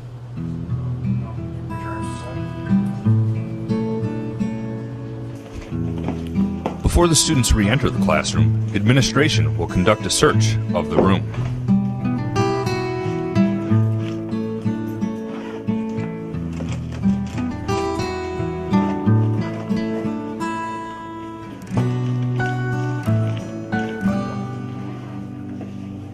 Once the team has decided that the classroom screening process has been completed, students will then re-enter the room. Okay, I think that's all set. Mr. McGreevy, we can go ahead and bring them back in. Okay, bring it back in. Okay, we're all set. Go back in class. Great job, everybody. Thank you, Ms. Geyer. It went really smoothly. Thank you, guys. All right, that completes pretty much the video. Questions as it relates to this? I can tell you our Student Advisory Council had some interesting comments, particularly about what the staff was doing while they were out in the hallway. And so we had a great conversation around our clear book bag policy, right? We have a policy 612. This is why it's important that you carry a clear book bag at all times. So then we can just pick it up, look at it, put it back down. It doesn't have to be us going through your things, but if you carry your clear book bag, we can easily examine that without going through your things. And so some of they had valid concerns. They said, we tried the clear book bags, but they're not heavy enough to support our books. So we've kind of had a conversation around that and need to research getting a quality clear book bag for kids to make sure it holds the contents in there. And so we got to flush that out a little bit more, what we do with kids when we do classroom searches. But I think the thing that Mr. Cooley stressed was that our campuses, particularly our secondary campuses, are so open.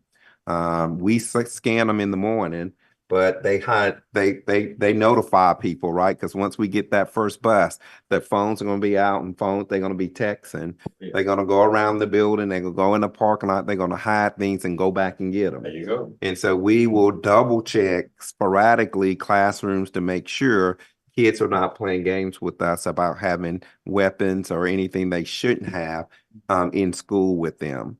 Of course, you know, one of the things that's going to be a side effect of this is vapes, right? Kids having those in their possession. And we will have to take those from them because they're not supposed to have them as well. So this is going to send a very clear message. Don't bring anything that you shouldn't have because we're going to be able to identify and see it while you're in school. So we'll continue to kind of flush that out to make sure that when we do classroom checks that we're not violating any of their student rights and we're not doing anything that we shouldn't be doing as staff members. But we also want to be very clear, if you carry those clear book bags, there wouldn't be an issue with us holding the bag up and seeing the contents that's in your book bag. I know y'all a lot smarter than I am, so I would make sure that a teacher is not left in that room by themselves going through. I mean, just make sure that there's always. I understand, but just make sure that they're not. Oh, no. I mean, cause that's the. Individual by themselves anyway. You can't do that. And also, just like what Dr. Pratt said, it's gonna take some adjustments within the school. Sure. And you want to utilize some other personnel in the mornings when they come to make sure nobody's going down this way or going that way or coming through the breezeway or what have you. But also at your games, also what we talked about is at a game, you're gonna have a metal detector. We can't force a person to go through the metal detector. But what we can say is that if you don't want to go through it, then you can't come in the game. Right. You know, so that's, you know, those are the things that we want to make sure everything that we do is safe. Is we've done everything we're supposed to do, in other words. Well, and one thing that administrator, the term she used is safety check. She didn't say security check. We're not looking, I mean, a lot of it is terminology and how you use it and how we portray it versus it's actually for the children's safety. It's got nothing to do with trying to catch them doing something wrong. It's for everybody's safety, and that's the way it needs to be. And that's the way it needs to be presented and talked about all the time. Don't ever say, I mean, it's a safety check. That's what it is. Say that and call it that all the time. Don't get into security check and don't even call it that, because that's not what it is. It's for their safety. That's exactly why we're doing it. No other reason. And the other thing I want to point out, and I'm gonna get out the way, is that the 3 schools that I visited last week, it was a middle school, a high school, and an elementary school. They all had metal detectors, and they've had them all year. As the students are aware, it's almost like they're just, okay, good, we got this, and they're in support of it after they get used to it. Once they get used to it, it's just a matter of, let's keep going, we gotta do what we gotta do. And if it goes off, a kid, they automatically go where they're supposed to go without somebody telling them, because they're used to it. So that's just what we're. Sure. Okay. I think it's all going to be how it's presented too. I mean, I think that's really, really important. Any action on that, or is it no action, I don't think. Was that an action? I don't think so. No, it's a regulation. Okay. If there are no more questions or comments, board members, thank you, Mr. Cooler. Thanks, sir. 5.4, milk bid recommendation, Ms. Hoggart.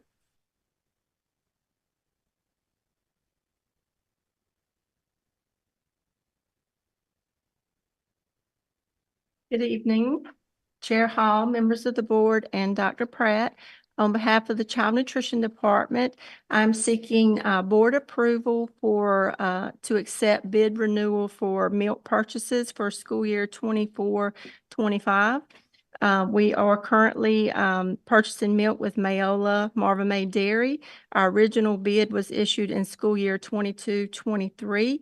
And our original contract did allow for 4 one-year bid renewals if pricing and terms remain the same. So this year we are in renewal 1, and Mayola has agreed to renew for school year 24-25 at the same pricing and terms. So I am recommending that we do accept that renewal. Our current pricing is 33.5 cents per carton.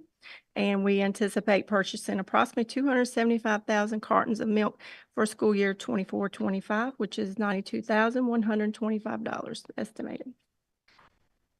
Any questions or concerns? Questions or comments, board members? Motion to approve the milk contract. Second, it's good to hear something remain. Still it's been the This motion same. been We ain't properly going- second. All in favor, state aye. Aye. All opposed? Motion carried. Thank you, Ms. Thank Hoggett. you. Superintendent's report, Dr. Pratt. Yes, good evening. I have my first slide is the review of the mission, the vision, and our core values of the district, as been stated earlier. I want to first start my presentation out this evening by recognizing some of our bus drivers. They did participate in the first rodeo, Northeast Region Rodeo, and we had 3 of our bus drivers was in the top 3, and that was Miss Edwards. Second place was Miss Angela Riddick, and third place was Mr. Williams. So congratulations to our bus drivers who placed in the rodeo competition. They are heading to the state competition, I believe, which is next. So we look forward to bringing home the trophy and representing Hertford County on the state level. Starting May 9th, the early college will begin their assessments, their exam. They will start on May 9th, and that will run through May 15th. And so those students will be finished taking their final exams by May 15th. They also are scheduled, you can go ahead to the next slide. They're scheduled to get out. Their last day is May 17th. Their graduation at RCCC is May 3rd at 6:30 p.m. And then their high school graduation is May 7th at 5:00 p.m. at RCCC as well. So those students are wrapping up their school year. RES and Hertford County Middle School has the same testing schedule. They will start their first day of end of grade testing on May 29th, and they will conclude their testing on May 31st. BPS and AES have their spring testing coming up. BPS will start their first test on May 29th, Tuesday, is that correct? Or Wednesday, Tuesday, on May 29th. And then they will have their second day of testing on May 30th, and then they will have makeups on May 31st. AES will start their first testing on May 29th, and then they will conclude testing on May 6th. CS Brown, is that correct, Ms. Riddick? Oh, June 6th. Thank you. June 6th. Thank you. CS Brown, I know I've been going out back and forth on these testing schedules today, so just want to make sure. CS Brown spring testing schedule is listed here. They will start on June 4th and they will end on June 7th as a makeup day. Hertford County High School will start their testing on June 3rd and also end on June 7th. And so a lot of testing going on the last several weeks of school, and so we are excited about our kids taking the test. We have worked extremely hard, and we're expecting great outcomes from all our students on their end of grade assessment. Next, we have blast off to pre-K. We have a night of pre-K registration at Riverview on April the 24th from 8:30 to 2. And then at Bearfield, April the 26th from 8:30 to 2. So if you need your student registered for pre-K, please show up at Riverview and Bearfield and follow their process. I'm not sure whether you just show up, but follow their process and get your student registered for pre-K. Also, we have Hertford County Public Schools kindergarten registration at Riverview on April the 23rd from 9 to 12 in the gym. And then at Bearfield, April the 25th from 9 to 12 in the gym. So any parent who did not attend pre-K, please show up, contact the school so you can get your students registered for kindergarten. Something new this year in partnership with the middle school and the 2 elementary schools of AES and Riverview, they're having a 6th grade parent night. For Riverview, it's going to be April the 24th at 5:00 p.m. And I think that is located at Riverview, correct? At the middle school. So those parents are being invited to come over there and hear from Principal Deloach. April the 29th at 5:00, AES will be at the middle school preparing families to transition to sixth grade. And thank you for the elementary principals and Mr. Loach for getting this organized for our families to make that transition a lot smoother for our students. We also have Read to Achieve Camp information that went out last week. And so parents are signing up or families are signing up for Read to Achieve Camp. Those dates are the month of June, starting June 17th, and that will end on July 16th. And so if you received your information, please, if you're interested in the camp, please return that information to the appropriate school of Riverview or Bearfield. We also have our graduation schedule that we're excited to have. The early college, as I mentioned earlier in the presentation, is May 17th at 5 o'clock at RCCC. CS Brown is June 7th at 6 o'clock p.m. at RCCC. And then Hertford County High School will end our season on June 8th at 10 a.m. in the gymnasium at Hertford County High School. Upcoming dates, we have April the 21st is progress report sent home with students. May 21st, we also have a progress report, the second progress report for the quarter to go home from students. May 27th is no school, it's a holiday for students and staff. And then April the 11th, report cards go home to students. And so that concludes my report tonight. Thank you. Ms. Porter, board comments? I would just like to send the thoughts, prayers and sympathy to those families that have lost loved ones. We've had people that work with our county for years and have given us their all. And we want their families to know that we're thinking about them in prayer. And we do appreciate everything that they have done for Hertford County and its students. The Brothman, Keel Sharma, and the Williams family. Those three that I know of. So we are praying for them and their loss. We also would like to thank all of the students that came up here. I think Ms. Freeman said, well, we got a lot tonight, but that's the most enjoyable part, you know, of the board is seeing the faculty and staff come in and their children getting their rewards, you know. It makes it quite exciting. To Dr. Pratt, we thank you because we have been given a lot of information tonight, and from each department that went over and discussed your reports with us, I want to thank you. It takes a lot of organization, a lot of planning on your parts. And it comes from your leadership, Dr. Pratt, your leadership also. So you've given us so much that we try to absorb what you are giving us, but you have made it very clear, and your reports bring a lot of clarity to questions that we may have. So thank you. That's it. Thank you, Ms. Porter. Mr. Shields? Ms. Porter about said it all. I appreciate that. I do want to also ditto our condolences for the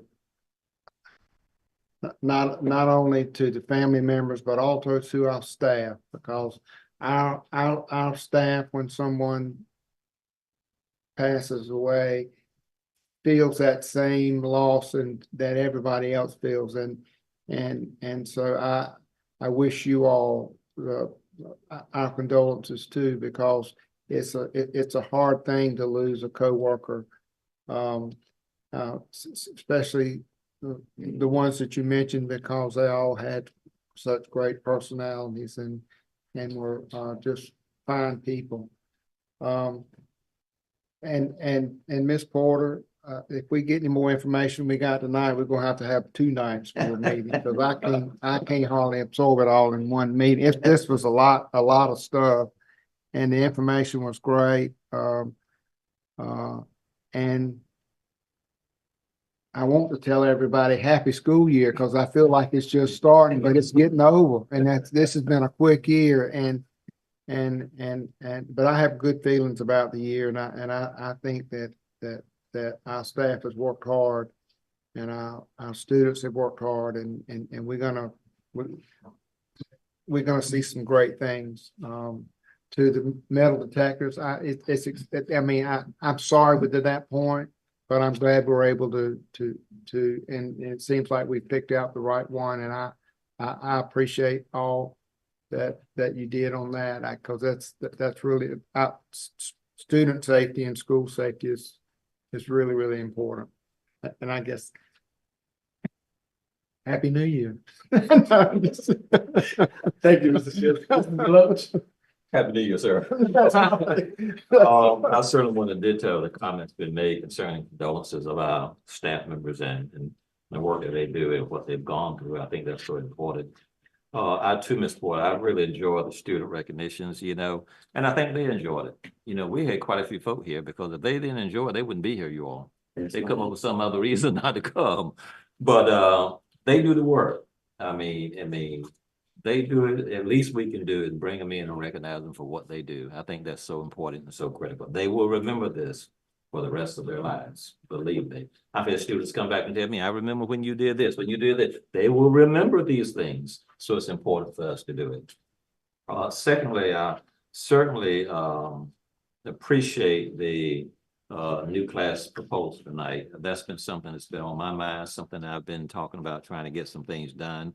I think it has a great opportunity for our students. I think it shows that the board and our staff is thinking out of the box and trying to do something for them, and not trying to stay locked into this traditional system of learning. So I think that has a great opportunity. I think students are going to really like some of that. I really appreciate that. And I certainly enjoyed the presentation, Ms. Williams, the data, the exceptional data. It brings back the reality of where we are and the kids we deal with each and every day that we don't even know about. But we're living in a different world today, and we question ourselves why kids are doing certain things and why we hear things about children, but kids are under a lot of pressure sometimes. So I appreciate that data. And to the rest, we just wish that you have a pleasant day, a pleasant week. And we certainly thank you each and every day for what you do, because staff members, teachers, whomever it is, you make commitments, you make calls, you make suggestions, you do things beyond the call of duty each and every day for a child. And that pays off in the long run. So thank you for everything that you do. Thank you, sir. Thank you, Mr. Deloach. Vice Chair Hall. Mr. Chairman, I ditto and think everything that's been said that need to be said has been said. So I have no additional comments other than the fact I would encourage the board and all others. I think the General Assembly comes in Thursday. They go back out for a week, but they're back in for the short session. Just keep your eyes on the prize, and hopefully they'll do what's right. We just found out that they had another $1.5 billion might show up as surplus this year, and we'll see what they're going to do with that. The other $3 billion, they put it in the bank. So we'll see. Thank you, Mr. Chairman. Thank you, Mr. Hall. I won't belabor the time because it's almost 9 o'clock. I will ditto everything that my colleagues have said tonight. Certainly our prayers and thoughts go to all those families that are dealing with the bereaved at this time. It was a joy to see our kids here tonight. It was a lot of them. We might need a new district office. Let's put it out there. But I would like to say it's good to see you all. Hope you had a great spring break. I hope no one bothered you during spring break. I hope you were able to rest and connect with your families and get some rest because you do go above and beyond every day. And for that, I just want to continue to say thank you. Let's end this last leg of the race as strong as we started. And then, like you said, Mr. Shields, we'll be back at it again pretty soon. Our next meeting is scheduled for May the 20th, 2024, closed session beginning at 5:30 p.m., open session beginning at 7. If there are no other comments, concerns, discrepancies, I will entertain a motion at this time to adjourn. So motion. Second. Been motioned and properly second. All in favor state aye. Aye. All opposed? Y'all have a great night.